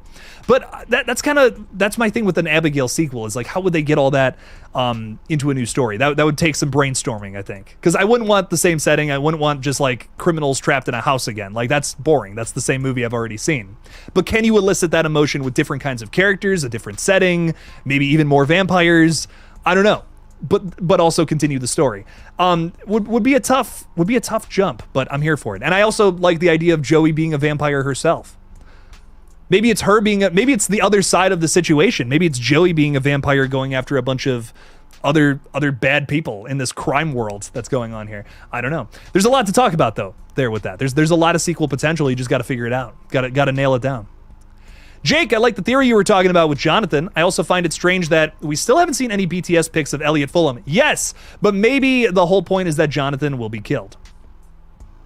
Yeah, I might be taking it too far. I'll be real with you, Laura. I might be taking it too far to say that he's going to be a clown himself, but I think he's a goner. Like, an early prediction, Jonathan's gonna die. Like, no way he's making it out. I'm like 95% on that too. 95. Because he is a main character at the end of the day. Killing him's got to be important towards pushing the plot forward. And if they just kill him, I'm gonna be like, I don't know about that. You know, we got a good thing going here from Terrifier 2 that I hope they continue into 3. A big criticism a lot of people had of the first Terrifier was that there just wasn't any story. There was like a whole lot going on, but it just didn't really push the plot forward. It was more this showcase of a killer, which is cool and all, but you got to do more across the space of, what is that movie, like 78 minutes or something like that? You gotta do a little more than that. You gotta have some consistency, you gotta have a story. You can do more than just have a brutal killer, I guess is my point. Terrifier 2 gives us a good story, and I hope they continue that in part 3.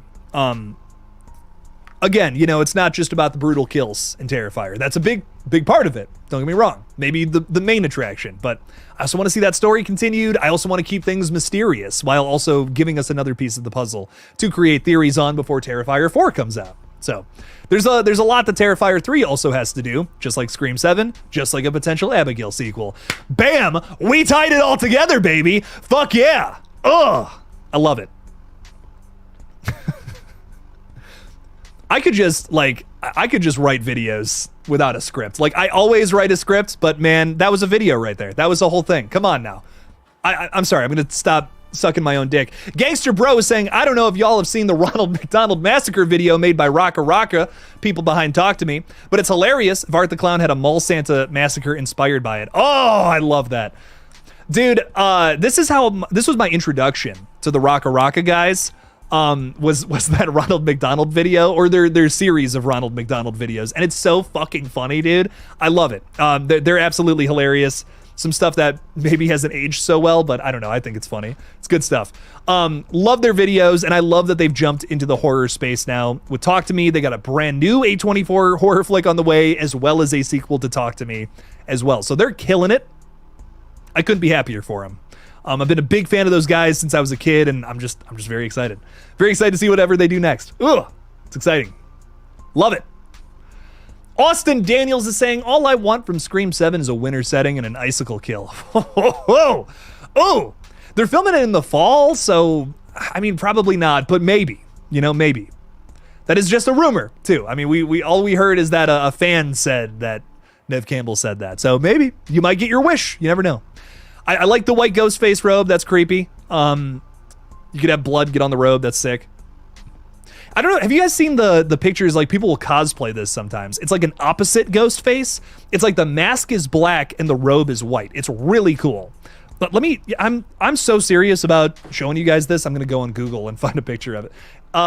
Ghost face, white robe, black mask. The only thing that is weird about it is you can't really make out the details. Okay, I found a picture of someone in just a white robe. That's cool. But it's kind of cool. I've seen that before too, though. The black ghost face mask with a white robe. All right, I can't find it. It's fine. It's no big deal. But it's really cool. I've seen people cosplay it at conventions and shit, and it's sweet. I don't know. Always really stands out to me. You really liked Abigail. I really enjoyed it too. I know Blucka was not crazy about it. I know Blucka was not a big fan.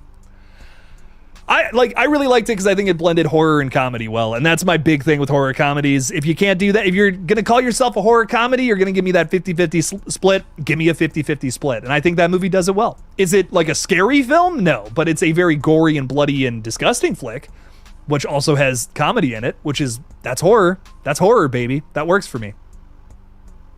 And it wasn't all just VFX blood, which is nice too. I hate when like Renfield, it's all VFX, and I'm just like, come on, man, give me something gross. What else? Who else is going on? I want to get somebody up on the big screen we haven't talked to in a minute. Necro Mechanimal. What's up, Necro? How's it going? Saying, I saw a cosplay Batman suit painted up like Art the Clown. That was pretty cool. Ooh. I've seen some crazy ones at horror conventions, man. There was this guy who was in a laundry machine one time, a washing machine. Why did I say laundry? It was in a washing machine that had a crazy face and blood spraying out of it and stuff, and he was walking around on wheels and shit. It was crazy. It was nuts. You'll see some crazy shit at horror cons. I can't recommend it more. Some good stuff there. I might even have, I can't say anything yet, but I might even have a little something big announcement next week to talk a little bit about. But, ooh, what's that? I don't know. I have a lot of fun announcements that I can't talk about yet, and I'm grinning ear to ear about some of them, but you'll see soon. Very exciting stuff is on the horizon here.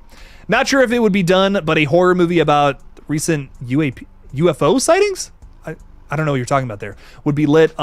Stuff with the Pentagon. I feel like if I talk about this too loud, people are going to break through my window. I'm here for it, as long as the government doesn't shut it down. Scott Royston, thanks for being a member, saying, what makes him Ghostface is that he does have a white mask, which makes him look more like a ghost. I mean, you're right, but what's wrong with the little fuckery with the image, man? That's what I'm saying.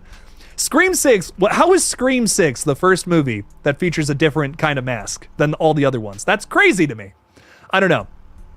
I like that Michael has had like the cracked up mask and all that, and it's been burnt, it's had mold on it. Say what you want about 2018 Kills and Ends, but I do like that all three movies kind of feature a different mask. That's cool. That's cool to me. So I don't know, I kind of want a little experimentation there. I think they were supposed to do that for Scream 4, right? They were supposed to have a scarecrow mask or something in Scream 4 during the barn sequence, but it just didn't pan out or something. I can't remember the full story, but I would like different kinds of Ghostface masks. I don't know. That's just me. That's why I was so serious about the red Ghostface from Dead by Daylight. I saw that design and I'm like, dude, that's a fucking slasher villain right there. That is so cool. We need more of that, in my opinion, for the next one. So, but I see where you're coming from. It's called Ghostface. Ghosts are typically transparent and and lighter colors. I get it. If Matt Reeves does a Clayface movie, it would be horror. That would be cool. Whatever Matt Reeves does next, I'm here for it, dude. The Batman rocked, in my opinion. I will say, though, I've only rewatched that once or twice with other people. I also don't have a lot of time to watch movies nowadays, but Maybe it's because that movie is so long that I haven't rewatched it, though. That could be it, too. Red mask, white robe, been saying it for years. That's pretty cool. It's pretty cool. You don't see the one thing though about the white mask and the white robe that would work really well is like when the blood spray happens, you're seeing it all over, you know? That even goes against what I want. You know, I want the fucking black mask because I think reverse Ghostface is insane. But the white mask with the white robe, you get blood all over that. That's an iconic sequence. I mean, someone is chasing someone through some snow with Ghostface in a white robe. Kills, you know, fucking knocks them down, starts stabbing the shit out of them, blood is spraying up. I mean, that would just be so cool. That would just be dope. The red mask, though, against snow, that would stick out, though. That is pretty cool. A lot of, I don't know, there's some great suggestions going around. I'm digging it. I sent you reverse Ghostface and Insta DMs. Oh, I'm like, I know there's a picture out there. I know there's a picture of this. I've seen it before. I'm looking it up right now. Hang on. Thank you. Yes, this is so cool. This is so sick. Okay, let's see if I can send this to myself. Or maybe I'll just show it to you guys. This is so important to me. I'm so sorry, but if you can see this, like you got the white in the mouth and all that, like isn't that fucking sweet? It's out of focus, but that's the best I can do right now. I'm so sorry. Erica, thank you for this. I really do appreciate it. That is so cool, in my opinion, though. I don't know. I'm like, that would go so hard in a movie if they were to do something like that. But shout out to the person on YouTube who did that. Because I cannot see who it was. But yes, hell yeah, Erica. Thank you so much for that. I really do appreciate it. You're great help. And you're a member. Look at you. Look at you go. Thanks for the $2. Appreciate the support. And Alex 19881. What's up, Alex? How's it going, man? Thank you for the support. Thanks for the $10. Appreciate you. Saying, Jake, I am at the point at which I have lost almost all patience with Scream 7. These rumors are driving me nuts, as is not knowing whether Stu will return. Waiting for this movie is like an ordeal. You know, it really is. We don't know too much about it at all.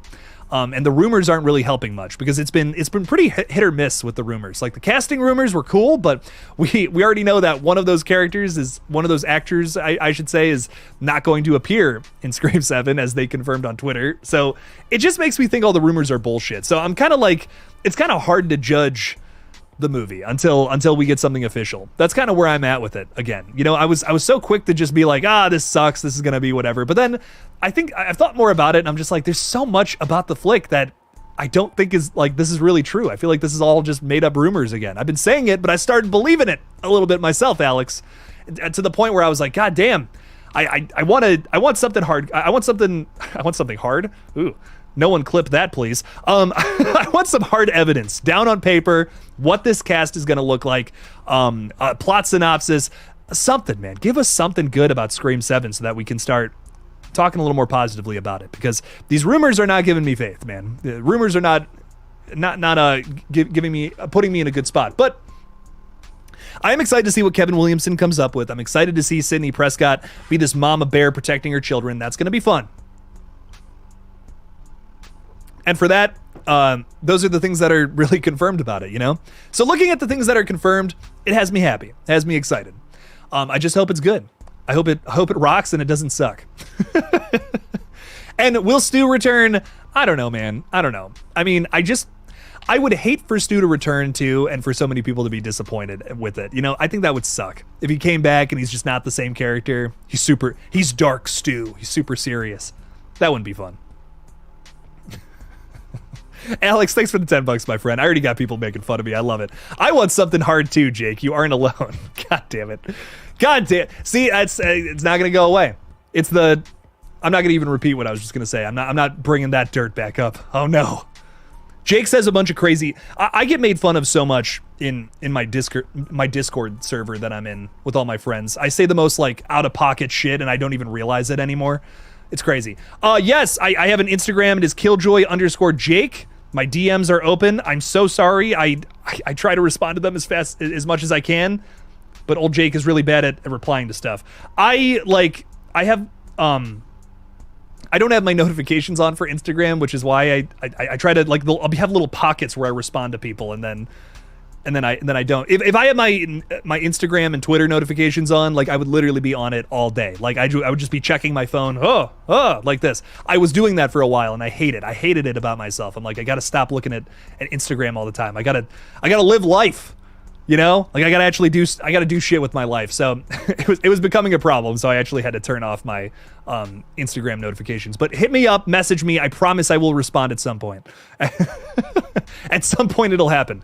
But yes, send me messages if you see something too in the world of horror and you're like, oh, I want Jake to talk about it. Send it my way. I want to see it. Please. I can't catch everything, you know. So send it my way, and Jake will talk about it. Austin is saying if there's a significant time jump in Scream, I might check out the franchise. You want a time jump? Okay, well, I want to hear this out. Why? Why do you want a time jump? Throw it out there.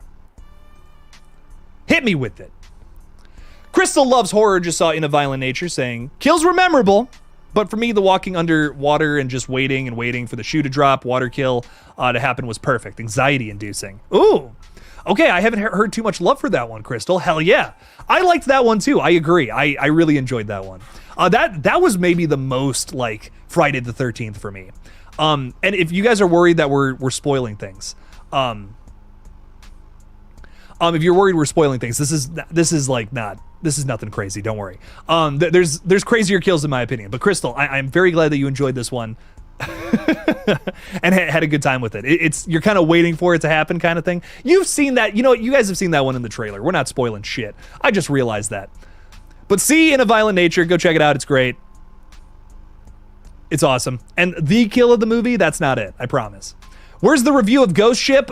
Man, I want to start, Trayvon, I want to start doing more reviews on this page. If it was up to me, I would do like a weekly review on some horror movie, but whenever I do that, no one watches it. Trayvon, you would watch it. I know you would. I don't know if anyone else would though. That's the problem. I would love to talk about like not just modern horror stuff, because like for me personally, like the 70s and the 80s, that's where it's at in terms of horror. I would love to talk about that almost primarily on this page if I could. But I don't know. It seems like people just want the updates, man. People just want the updates. That's what this page is about. Maybe one day I might do just a straightforward review page, like just focused on that. I might make that happen. You don't want a time jump. Okay. Clarify that there, Austin. Cool. Yes. I don't want a time jump either. I hope it's modern day, or close to modern day at least. Henrique, what's up? Hi, I'm a Brazilian and a horror fan. Well, you're in the right place then, my friend. Welcome. We're talking all about horror. Jake's talking about horror at least for another 30 fucking minutes. So throw something out there, my friend. Throw something, whatever you're excited for. If there's anything in the horror space you want to talk about, pitch it, and Jake will get it. We'll get to it in time. Command Bell? Is that the name? Am I pronouncing that correctly? Hello, my friend. I think new character Cole is a goner in Terrifier 3 because you can see his severed head on the Christmas tree. We'll see. We don't fully know who these characters are yet. A severed head on the Christmas tree. That's like one of those heads over there. Yeah, I do believe those could be characters potentially. That's really fun. I also love that we have a little Sienna atop of the tree. I don't know if anyone's noticed that or not, but there's a fairy on top of the tree. It's not a fairy, it's Sienna in her battle armor. I love it. Right there. Little Sienna. Yeah, no, Cole is a goner. For those who don't know, Cole is a character that is apparently Jonathan's college roommate in Terrifier 3. He has an annoying girlfriend, apparently, as well from that cast list. We learned this back in February. They're gone, dude. They're dead meat. Are you kidding me? Oh yeah, no, they're gonna die. There's apparently a shower sequence with them. They're dying in the shower together. I'm almost hoping for like a Friday the 13th.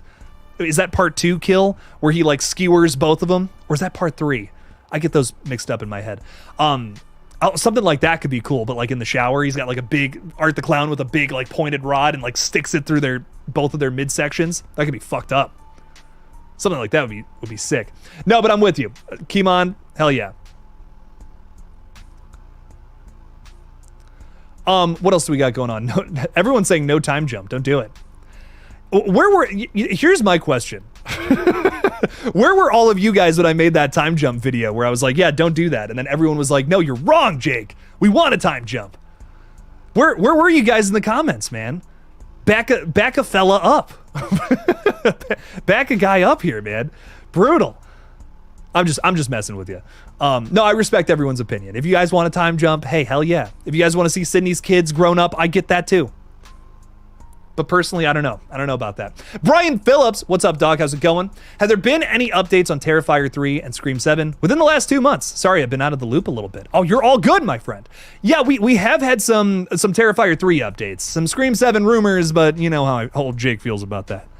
With Terrifier 3, we know that Tom Savini, master of makeup, one might say, is going to be doing a little cameo appearance in Terrifier 3. We just got that recently.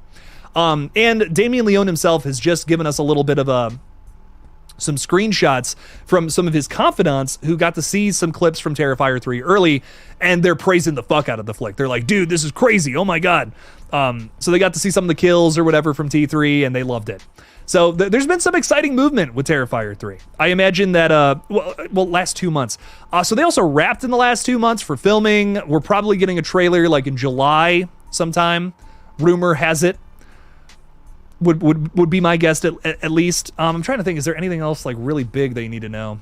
Larry Zerner was on set, which is interesting. It makes me think he's going to do a little cameo appearance in the flick as well. If you guys don't know who that is, he is Shelly from Friday the 13th Part 3, the guy that gave Jason Voorhees his fucking mask, which is pretty cool. He's a lawyer nowadays, which is pretty crazy. But yeah, little things here and there, nothing like gigantic, you know what I mean? Some pictures, some behind the scenes pictures and photos and stuff. Nothing I really base too many crazy theories on. We did see someone was filming outside of a set location though, and you could see Art the Clown in the window, like pretending to chop somebody up with like a cleaver or something. So that might be a kill, obviously.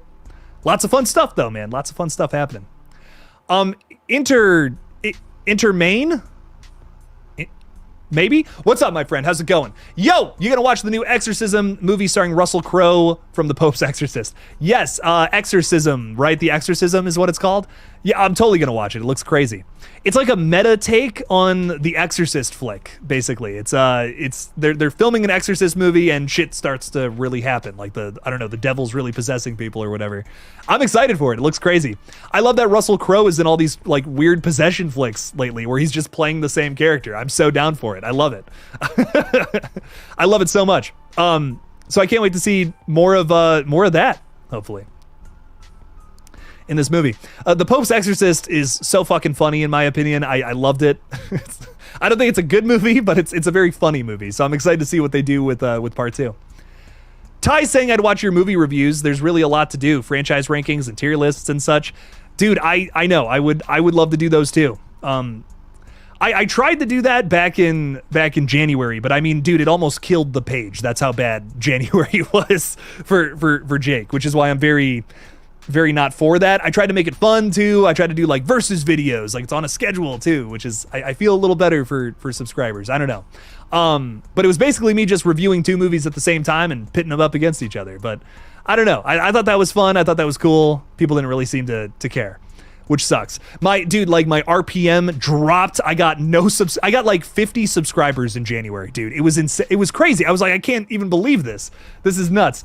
How little interest people had in that. I don't know. I just seems like the majority of the people that watch the page, they just want the update, and that's it.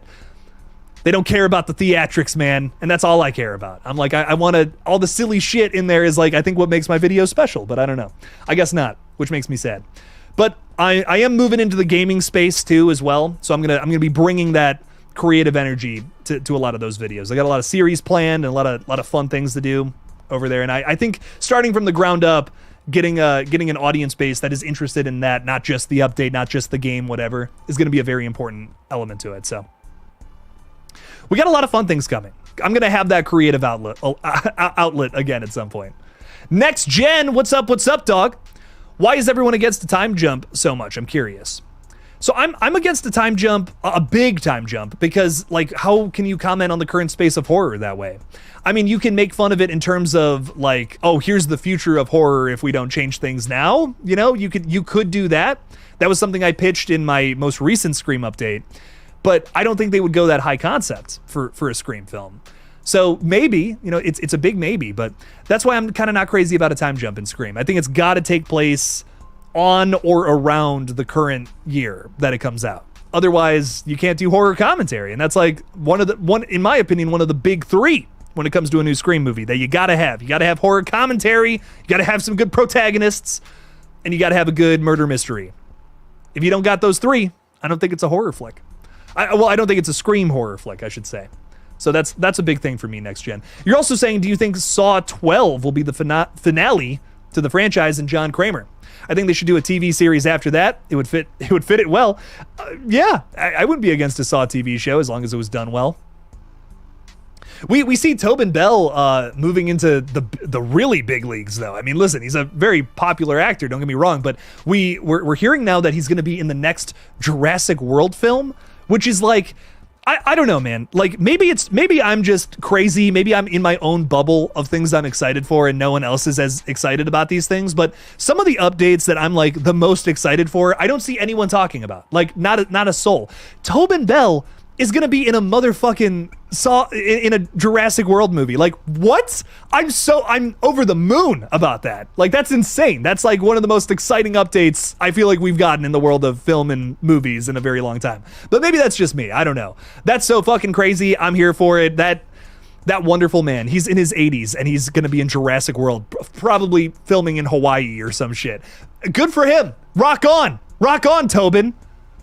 Keep it going. Keep it rocking and rolling. I love Tobin Bell so much. He's awesome. I can't wait to see what they end up doing with that, though. Can't wait to see what character he plays. Oh my God. But Saw 11 I'm also very excited for, coming out next year now, because Saw 10 was so good. Holy shit, melted my face. I've watched that one a couple of times since it came out. That movie rocks. That's one of my favorite Saws. So I'm expecting Saw 11 to be also a banger, as well as Saw 12. Will it be a finale for the franchise? Maybe for a little while, I would guess. But I also wouldn't be against them trying to, implement a new killer. I think, I know people are going to say this, and I agree. I can't disagree with it. That Spiral from the Book of Saw was not one of the better Saw flicks, and maybe that was largely in part due to the fact that Tobin Bell wasn't there. But I think if you have a good character behind the madness, a good character behind the Saw traps, being a disciple of John, it could work. You just have to have a good reason. We had a whatever reason in Spiral. We had a not so great mystery element to Spiral either. But if Spiral had better execution, that movie would have fucking rocked and could have started a whole new trilogy, in my opinion. But maybe that time has passed. Maybe we can't do that anymore. But I don't know. I think it's possible. Give us a good murder mystery kind of style movie where a new person gets revealed to be the new Jigsaw, who's a disciple of a disciple of a disciple, whatever. I think it could work. I think it could rock, but we'll see. Madison, what's up? What's up? How you doing? How's the game? Is everything good? Everything good in your hood? I hope so. If you're going to do a time jump, go all out, Scream 7 in the year 3054 in space. In space, no one can hear you stab. Scream 7. Dear God. You've probably seen a movie like Imaginary before. It had some very familiar moments. We're talking about Imaginary. Dear God. Imaginary was bad. I don't know. I was not a fan. It's kind of just Insidious the Red Door again, but call it something else. And instead of the Further, it's called the Never Ever. I don't know. It sucked. It literally has the same third act as Insidious the Red Door. If you've seen that movie, you've seen Imaginary. Mid at best. Adam Wingard is saying, or Ty Lee is saying that Adam Wingard should direct the next Jurassic movie. I feel like he did a great job with Godzilla x Kong. Dude, I still gotta see this. I'm hearing people say this is the best MonsterVerse flick, and I'm like, you gotta be kidding me, dog. It's crazy. I haven't seen it, so I'm reserving judgment, but I was not expecting much from that flick, and I'm hearing some very good reviews, which has me very excited. So I got to see that. Adam Wingard, I really like a lot of his movies, but I so far have not been crazy about his MonsterVerse flicks. Again, I have not seen Godzilla x Kong, but I think he does, he did King of the Monster. No, he didn't do King of the Monsters. That was Michael Dougherty. Adam Wingard did he just do Godzilla vs. Kong? And Godzilla x Kong? Is that the only ones he did? Yeah, I think so. Shit. Yeah, I don't know. I wasn't crazy about Godzilla vs. Kong. It's fine. It's fun. It's an event movie, but would I rewatch it? No, probably not. I watched it the one time and it was fun, but that's about it. Godzilla x Kong, though, I'm hearing much better reviews for, so maybe it rocks. maybe he would be a good choice. But Gareth Edwards, who's doing the next one, I'm very excited for that. I don't know. I love a lot of his movies. So the game's going good. Score is 8-9 right now. Okay. I hope he wins. Tight game. I hope the little guy wins. You thought Tobin Bell died? He was just in a movie last year, Casper's Eye. What? He's in a bunch of movies all the time. He's releasing music too. He's busy, man. He's booked and busy. I love it. La do, la dee, la dum is saying, hey Jake, I'm in the post-production in the middle writing my Winnie versus Michael script. Enjoy. You're in post? So you shot it? You shot the whole thing? You're editing it? Holy shit. Or did you just write it? I'm curious. Holy fuck. Juliana Smiler, thank you for the $5. Appreciate you. Happy Friday, Jake. Sophia and I hope you have a great weekend. I hope you guys do too. Thank you. Thank you so much, Smiler clan. These are friends of the family, for those who don't know, the Smilers. They're absolutely wonderful. Hope you guys are doing good. I was actually going to I might hang out with Marky tomorrow night, depending on my schedule, but I want to see him again. It's been a minute. Hope you guys are doing well, though. All the love to Juliana, Sophia, Mama Smiler, Papa Smiler, all the fellas. I love it. Thank you guys so much for hanging out with me tonight. Appreciate the support of the page. Means a whole lot. Thank you. Johnny Hideout UK throwing 5 in there. What's up, dog? Thank you again. Have you been hanging out this whole time? I appreciate it, man. Thanks for listening to the ramblings of an insane man in an Hawaiian shirt. What's up, Johnny? Yo, Jake, totally forgot to tell you. So excited about Maxine. The Stranger sucked, and please tell your new girlfriend she's a totally lucky lady. Well, thank you, Johnny. I appreciate that. Dude, yes, with all these things, I agree. That makes me sound like a piece of shit. No, but Maxine. I'm very excited for Maxine. It looks great. Hyped for it. I have some things about it that I'm worried they're going to do that I'm personally not a big fan of, which I've heard is a hot take, which I'm kind of shocked by. I'm kind of shocked by it in general. I personally, I don't want to see Maxine have a happy ending. I think she's a very selfish character. I want to see her at least go through some kind of arc to not be so selfish, but I don't think that's going to be the case here. So I don't know. A lot of people want to see Maxine be in the big movies and be this big star by the time we get to the end of it. I don't think she deserves that at all, which is crazy. It's crazy that I had a lot of backlash about that the last time I talked about Maxine. I don't think I want to see that, but I don't know. Maybe it works. Maybe they do end up going down that route and it rocks and it's awesome. But I don't know. I don't want to see Maxine succeed. Hot take, which is maybe a tough, I don't know, maybe something people disagree with. But The Strangers sucked. I concur, man. That was... I've never felt like it was such a waste of my time. My girlfriend though said that she was like, it was good. I enjoyed it. She was like, whatever. And then I kind of told her about every scene that she has not seen the other Strangers flicks. And I told her about which scenes kind of they copied from the other flicks. And she's like, oh, wow, that's rough. Wow. She was like, oh shit, they copied all of that. That's crazy. So I don't know. I feel like if you've never seen the other Strangers flicks, you might enjoy it. But I don't know. As a fan of the franchise, I just felt like they copied and pasted stuff from the past, and that really sucks. I wasn't even that crazy about the new characters either. They kind of just have the same arc, but worse, that the characters from the first Strangers have. I don't know, man. Not a whole lot about that movie that I was really vibing with, Johnny. So I agree with you. Thank you for the kind comments, though. I really appreciate you, and thank you for your support as well. Really means a lot, Johnny. Thank you for supporting the page for as long as you have. Henrique, our friend from Brazil, is saying, are you going to watch the new Leprechaun movie by Felipe Varg? Varge? Isn't it? What's his last? Isn't his last name something different? I can't remember. But yes, I am going to talk about this one. My buddies over at Splattercast did a really excellent little podcast talking about this with him, I believe. I think it was with him. It was somebody working on the new Leprechaun flick. I'm very excited for it. I don't know if I wouldn't call myself the biggest fan of the Leprechaun franchise, but I'm always excited to see these weird franchises get continued, especially that one.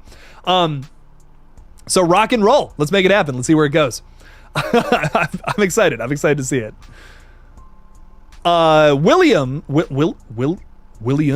Williams, what's up? Hey Jake, how do you think that Art and Vicky will escape the asylum in T3? Oh, with bloodshed, my friend. with lots of stabbing and biting eyes out, probably.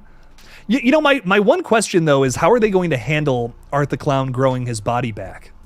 Or finding a new body? How does his mechanics work? I feel like we got a taste of that in Terrifier 2, and I feel like Terrifier 3 is going to start in a similar way. So my guess as of right now is Terrifier 3 is going to start right where we left off in Terrifier 2. That post-credit scene, we're at the asylum, the nurse is screaming. She just saw Art the Clown get birthed out of Vicky. Holy fuck. Here's the thing about the Terrifier 2 opening scene, right?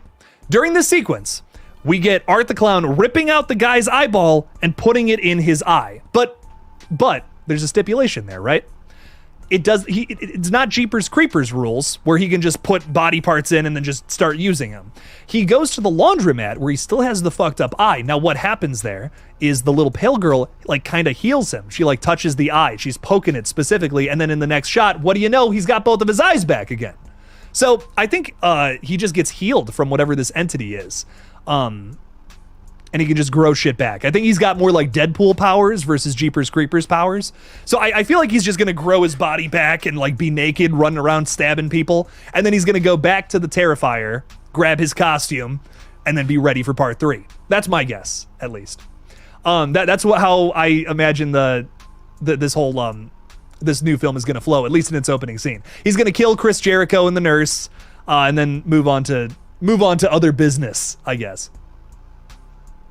But I guess my one thing about that, though, is if he goes back to the Terrifier, you know, the cops are probably there at this point. So is he gonna kill? Is he gonna kill some cops and get his suit back, or what happens next? You know, what is the next part of this story? I guess there's a lot to talk about there. Craven's gone from YouTube? Am I reading that correctly? Oh shit! What's up with him? Hang on, I'm looking this up. I'm curious. He hasn't posted in like 2 weeks. Brutal. Oh, but hasn't streamed in like 2 weeks either. Damn. I wonder what's up with him. I wonder if he's taking a break or something right now. Oh yeah, 2 days ago he posted. He's saying I'm taking some downtime right now from the channel, but I will be back, so don't worry. The interviews, streams, and videos will be back before you know it. Okay, good. Yeah. Yeah, so he'll be back. He's just taking a little break. I got worried there for a second. I was like, what's going on with Craven? Y'all had me worried. All right, what else is going on here? I love Pearl, but X is mid besides the aesthetic at times. Oh, really? I love the kills and characters in X make it for me, personally. I don't know, it's a really fun slasher. I really enjoyed it. I want Maxine to end with her deleting herself. I completely agree, Jake. It would mirror Pearl's arc, but Maxine got it all and couldn't handle it, or still wasn't happy. Okay, that could work for me. I just think Maxine getting everything she wants and then just being happy with that, I just don't think that's a satisfying ending, personally. I think it's got to be more than that, you know? I feel you, Ty. What's a better series, Nightmare on Elm Street or Friday the 13th? I think I watched the Friday the 13th movies more, me personally, but I think they have kind of similar problems, which is so weird. They both have pretty shallow characters. As a generalization, they have some standout characters, of course. Heather Langenkamp is fantastic as Nancy, and I love Tommy Jarvis in some of those movies where he's Tommy Jarvis. But for the most part, I think both franchises kind of have pretty shallow characters that I don't really care that much about, and they're kind of just meatbags waiting to die. But they both have killers that are absolutely the most interesting part about the their entire franchises, respectively. Like I love Jason, I love Freddy. I think they're both great for totally different reasons, though.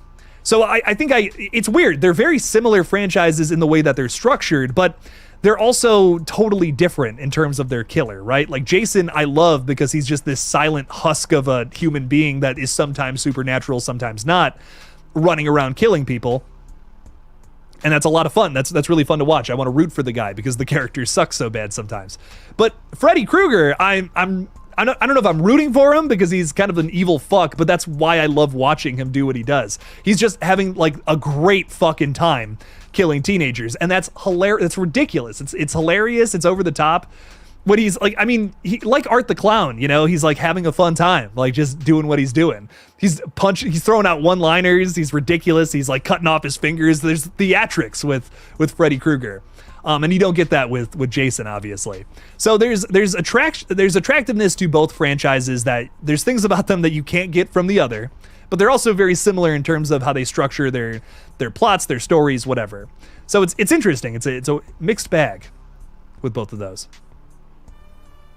Sucks that The Strangers Chapter 1 has had some solid marketing too. Imagine if Abigail or other horrors this year had that instead. I agree. Dude, the marketing for Strangers Chapter 1 was more fun than the actual movie, which I don't understand that. How is the marketing more well written than some of the shit we got in the actual flick? That makes no sense. It's upsetting. It's upsetting more than anything. I wish the marketing team had written the movie, frankly. I don't get it. Locked, I don't get it. Makes me sad. Imagine if they started sawing off people's body parts. I love it. I'm in. Where? Will Warwick Davis return for the new movie, or is it another actor? I don't think we have confirmation on that yet, but I hope it's Warwick Davis. I really hope it is. It was that other guy for the last one, Leprechaun Returns in 2018, and I don't know, that just wasn't the same. The one thing I will give to that movie is the kills are awesome across the board in Leprechaun Returns. That's the one thing I will say about it. Kills are great, but the rest of it, not so much. Story's kind of whatever. Art the Clown, the Creeper, and Freddy Krueger in a room together. What a mix of personalities. All have very good personalities. Some people, some people want to shit on the Creeper and say he's not very good. He doesn't have a whole lot of personality. But man, I don't know. I think the Creeper is great. Jonathan Breck as the Creeper, I should say, is great. Especially in part 2. Like, oh my God. His personality, facial expressions, and shit is great. You hate the kills in X? What? Oh man, that's brutal. They're thoughtless. I like the Friday the 13th ones better. They're so cut down, though. You don't see anything in Friday the 13th. I still don't understand your criticism for the characters in Friday the 13th. That makes sense for the later films, but not the early or mid films. Not all movies have to stick in the mud characters like her. Man, I don't know. The characters in Hereditary are better than any character in Friday the 13th.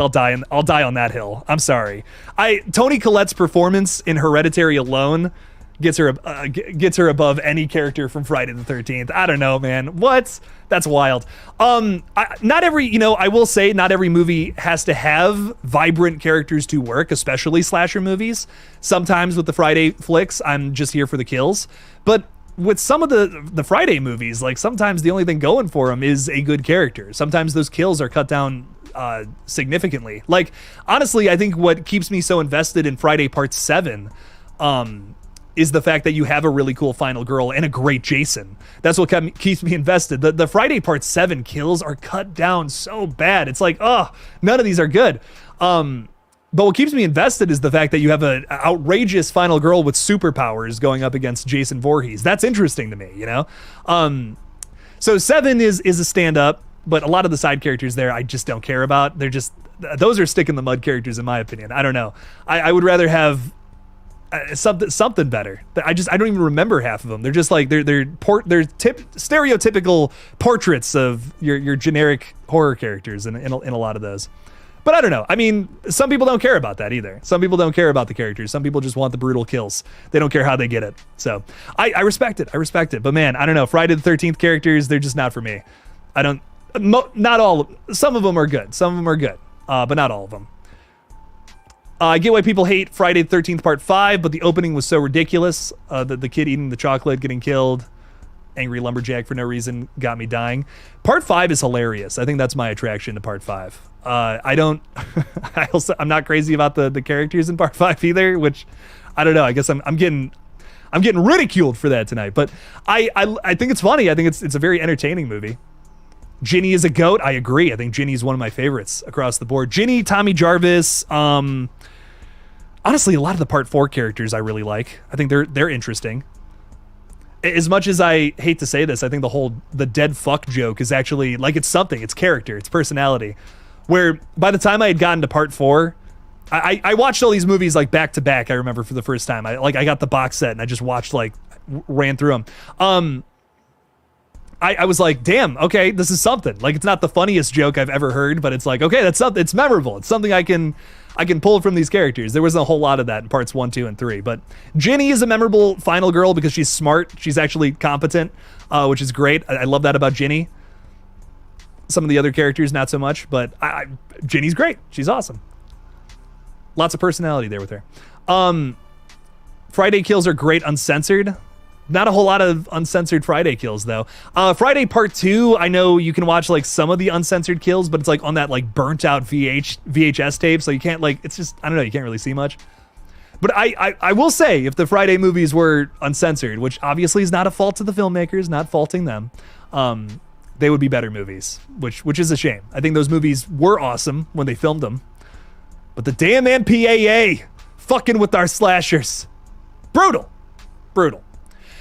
Jordan, thank you so much for the $2, man. Good night. Sleep good. I appreciate you hanging out with me. I don't know if you're going to bed or not, but but sleep good when you do sleep, my friend. Enjoy the rest of your Friday night. Thank you so much for hanging out with old Jake. Appreciate it, man. Thanks for the $2. The Part 4 characters are just stupid. They're not all great. I mean, I'm not saying they're amazing. I'm not saying they're amazing. They're just better than what came before it. I remember I blasted through a lot of these movies. I think I went through parts 1 through 4 one day, and then I got like through 5 and 6 the next day, and then the rest of them at other times. But I remember going through 1, 2, 3 and just being like, oh my God, like I just don't care about anybody in these movies. And then I got to part 4 and I'm like, oh, personality. Like the conversation where they're talking about like, oh, you're a dead fuck and all that. That's funny. That's something. I can grab onto it. There's not a whole lot of personality to those characters, man. Part 4 was the first time where I was really like, oh, okay, something. I care a little bit. All the characters in part 4 are better than the characters in X, Hereditary, and Midsommar. Man, that's brutal. That's brutal, Jimmy. I don't know. I respect your opinion. I just disagree. I have to have something. I have to have some personality with our characters, and I guess I'm just not really feeling that from most of the Friday characters. Like there are people I could handpick from Hereditary, Midsommar, and X, where I'm like, oh, this character feels this way about this thing or whatever. I don't know. I just can't. I just don't. Not a whole lot of memorable moments from characters in the Friday movies. But I mean, Will Poulter's character in Midsommar pissing on the branch, like that's so fun. That's so crazy. He's such a dumbass. I don't know. Like that, though, instances like that in Midsommar are way more memorable than a lot of the 80s slashers. But that's just me. Not trying to step on any toes. But Hybrid Gamer is saying, you just made me laugh so hard I choked on my vape. You're a class act. Thank you. I appreciate that. That's so sweet. You're wonderful. You're absolutely wonderful. All the love. Locked is saying, running through the Friday the 13th franchise all at once is a mistake. I was watching them for the first time. This was a long time ago. Honestly, just marathon 3 through 4 of the ones you like and call it a day. For me, it would be 3, 6, and the remake. Yeah, no, I definitely, I remember doing it for the first time and just being like, oh my God, I don't like these movies at all. Like, I was like, oh, these are crazy. They have grown on me significantly, though, as I've rewatched them by themselves. Like 2, 4, 6, and the remake are the ones I probably watched the most. Part 7, I've thrown in there a couple more times. That one's fun. But yeah, I don't know. You're right. Locked, you're 100% right. Just going back and forth through those movies. I don't know. Mr. Rick is saying, I would really like to see Friday the 13th 3 in 3D one day. I think one of the sets includes 3D glasses. I don't know which one, but one of them does. You can watch it in 3D. I imagine that movie would be a lot more fun in 3D. A lot of that movie's crutch is it relies on things being 3D, and I've only ever seen it not in 3D, and that definitely is one of the big reasons why it's lower down my Friday the 13th rankings. A lot of those scenes are only cool if they're in 3D, which really sucks. Locked is saying, I'll give Final Chapter another chance sometime, but next marathon will be the Chucky movies. Should I stop at Curse or finish with Cult? Cult, I think Cult is fun. I don't know. I like Cult. It's definitely goofier than Curse, but Cult is the right amount of goofy for me. Like the show, we just went off the fucking, we just went overboard with the goofiness, but Cult has a little bit of that goofiness that I really enjoy, and I think it was fun. I don't know. Is it the best Chucky movie? No, but it's got some fun kills, some crazy moments, multiple Chuckies. I don't know. I like it. I think Cult is fun. The location of Cult makes it really special too, in my opinion. But finish with Cult. Cult is fun. Cult doesn't have a very climactic ending though, so I get not wanting to stop there, but I don't know, I think it's fun. Joseph the Horror Guy, what's up, man? How's it going? Welcome in, welcome in. How's everyone doing? Good, I hope. I hope good. Look, Bluck is welcoming you too. Welcome to the chat, my friend, welcome, welcome. You don't care that much for Trish. Okay, which one was Trish again? There's so many Friday characters, man. There's not a whole lot of characters in part 3 I care about. I know this. I know this. It's been a minute since I've seen these movies. I really do like the Tommy Jarvis in part 4. I really like our character. Most of our characters over in the other house in part 4. Most of them. His older sister too. I think she's a good character. But I don't know. I don't know. I'm not trying to step on any toes. I know the Friday franchise is beloved, and I'm actually trying to get more into the Friday franchise these next couple of months, going through them. So I'm not trying to turn away the Friday fan base. There's a lot of great characters. There's a lot of great characters in that franchise. Just, I would say the majority of them I'm just not crazy about. X didn't have a bad character. I genuinely loved all of them, which is rare for a slasher.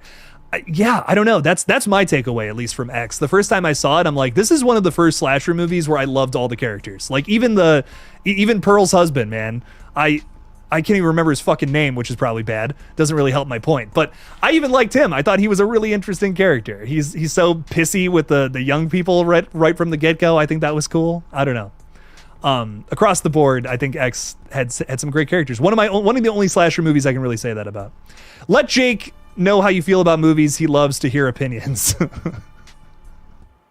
No, if you hate a movie, I'm here for it. I'm so here. I want to hear everyone's opinions. That's the point of this page. That's why we throw them up on screen. That's why we throw them up. I think that all horror movies should take inspiration from My Bloody Valentine for their character writing. This is a place we agree, Jimmy. I agree. I think the original My Bloody Valentine from the 70s has some pretty good characters. I agree. I would agree there. Some good stuff there. Some solid characters in that one. The 2009 flick has some good characters too, but I don't know. I'm not as crazy about that one. It's got some good moments though. Got some fun stuff going on. Which is better, Midsommar or Hereditary? I like Hereditary is the one that's very near and dear to my heart. There would be no KillJoy Jake without Hereditary. This movie got me into horror. Like this was the movie where I was like, okay, horror is my favorite thing ever now. I need to watch everything. I love that movie to death. It is like one of my favorites, one of my favorite horror movies. It's one of the most scared I've never been so scared in my life of a horror flick than Hereditary. It fucked me up at the end of the day. Midsommar, I was like anticipating like crazy. I was counting the days until that movie came out, and it's the first video I ever did on this page, doing a little review of it. I loved that one. I really loved Midsommar. I think it's got some shortcomings that Hereditary doesn't have personally, but I still really love it. I think it's a great time. The director's cut, I think, is where a lot of my things, I don't know, a lot of things I felt were unnecessary are in the director's cut, but it's still good. It's still it does add some things too that I really appreciated. So why am I trying to talk about these movies without spoilers? The Midsommar director's cut, the thing I wasn't crazy about was a lot of it is just focused on the relationship between the two main characters, Danny and Christian. And I just kind of felt like, I don't know, I felt like it was good in the previous movie. We saw some things that I felt were almost unnecessary. Some people disagree. And I love that. I love when people disagree. I just think we didn't need a whole lot of that. There's this entire scene. My favorite part in the director's cut is we get this scene at night, which maybe ruins the daylight aesthetic of the movie, but we get the scene at night where they're going to throw this girl in the river and drown her. And then like you have Danny like being like, no, don't fucking what are you doing? Stop. Stop doing that. That's a pretty cool sequence. And you get a little fight between Christian and Danny there, which I think is really cool. I almost wish that wasn't cut out. That was actually a really good sequence. I really liked that. My favorite thing about the director's cut. Cult of Chucky is stupid, but in a good way. I would agree. Oh, Jen Zealous is saying Sam Carpenter greater than Sidney Prescott. Some hot takes, but I do love both. I love both Final Girls. Sam Carpenter's, she's up there in terms of Final Girls, in my opinion, for sure. But come on now, Sidney takes the cake. Gotta go, Jake. Time to see Violent Nature. Dude, enjoy. Have a good time. I hope you vibe with it just like I did, but we'll just have to see. Just got back from In a Violent Nature. Loved it. I'm glad you loved it, Robert. Very good stuff. Thanks for being a member, by the way, Robert. I'm glad you enjoyed the flick. I kind of wanted to go late tonight because I know a lot of people were seeing the flick at 7. So I was really hoping for people to roll in and tell me their thoughts. Very cool stuff. Next Gen is saying, did you like Child's Play 2019? It made sense to me that they went the AI route, seeing that the OG franchise is still going strong anyways. I'm going to eat this strawberry real quick. It's very important to me. Dude, I've been looking at this thing all night and I'm like, I fucking love strawberries. I don't know about you guys, but I fuck with them.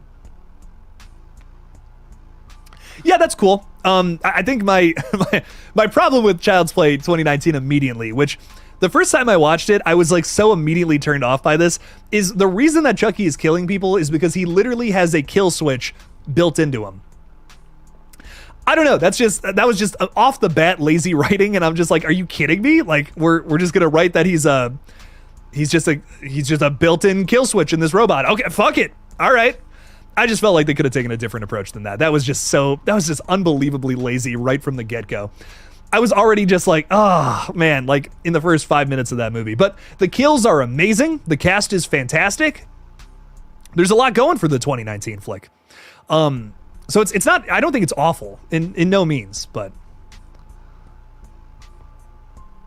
I don't know, shortcomings in it that I just wasn't crazy about. I also like that, Chucky is this very specific killer doll. He's not just your typical one, which I feel like there's a lot of like robot evil dolls, and they kind of made Chucky into just the normal killer doll in that flick. So I don't mind the AI route. I think that's cool. It's always good to talk about the dangers of AI in horror, which is great, but they just kind of made, Chucky, who was supposed to be the serial killer that possessed a doll with voodoo. That's so specific and unique to the original Child's Play. They just turned it into he's just a robot doll that kills people. And I just thought that was kind of boring, I'm just like, I would have preferred what they did in the original movie, but just done differently, if I'm being real. But I don't mind the flick. I think it's got I'm not going to say it's awful. It's just got some shortcomings in my opinion. I still really enjoy it. I think it is a fun and crazy movie. There is some discrepancy with how it got made, which is not crazy. Some drama, but mostly some cool stuff. Midsummer is what started the channel though. Damn, he beat me to it. Sorry, dog. That was like 2019. Apologies. My first review on this page was Midsummer. So another one that's very near and dear to my heart. Next Gen is saying, what do you think the obsession is with making everything a trilogy specifically? One word answer here, money. It'll make a bunch of money. But there are some franchises that have some new trilogies coming out where I'm like, I can see it. I can see why we made this into a trilogy. 28 Years Later is a great example. I think that we could do 3 movies there. And it's been set up since 2007 to do like a big next continuation. So I'm not against that. For those who don't know, the ending of that movie is like the zombies, the infected, whatever, going into Paris. So it gives you the idea that the whole world is going to be taken over by the zombies now. So I think that works, personally. I'm all about a new trilogy in the 28 Years Later franchise. I think that can work, but, all things in execution, of course. But I really think that, The Strangers being a trilogy, that's just a bad move. That just makes me think you didn't really understand why people liked The Strangers. And that's because, there's so little to go off of. It makes it more unique and more scary that way. They don't really have a motive. They're just kind of killing to kill. That's freaky. That's so fucked up. Something you can't relate to or understand, I think that's great. All right, ladies and gentlemen, it's almost 10 o'clock, so Jake's got to get off. I also want to eat more strawberries now. I'm not going to lie. That's all I want to do now. All right. These are so fucking good.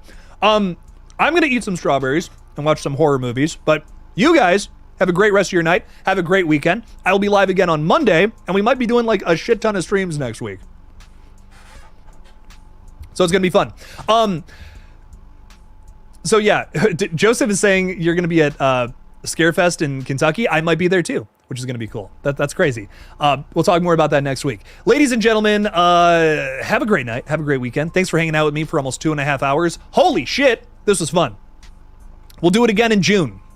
next month, which is tomorrow. All right, everybody, peace out. I'll end with this Midwestern goodbye. Thank you so much for hanging out with me tonight. Make sure to subscribe if you haven't. Subscribe to Groovy Smoothies, subscribe to Golgotha, all that shit. Love you guys. Peace out. Don't forget to kill it out there, y'all. See ya.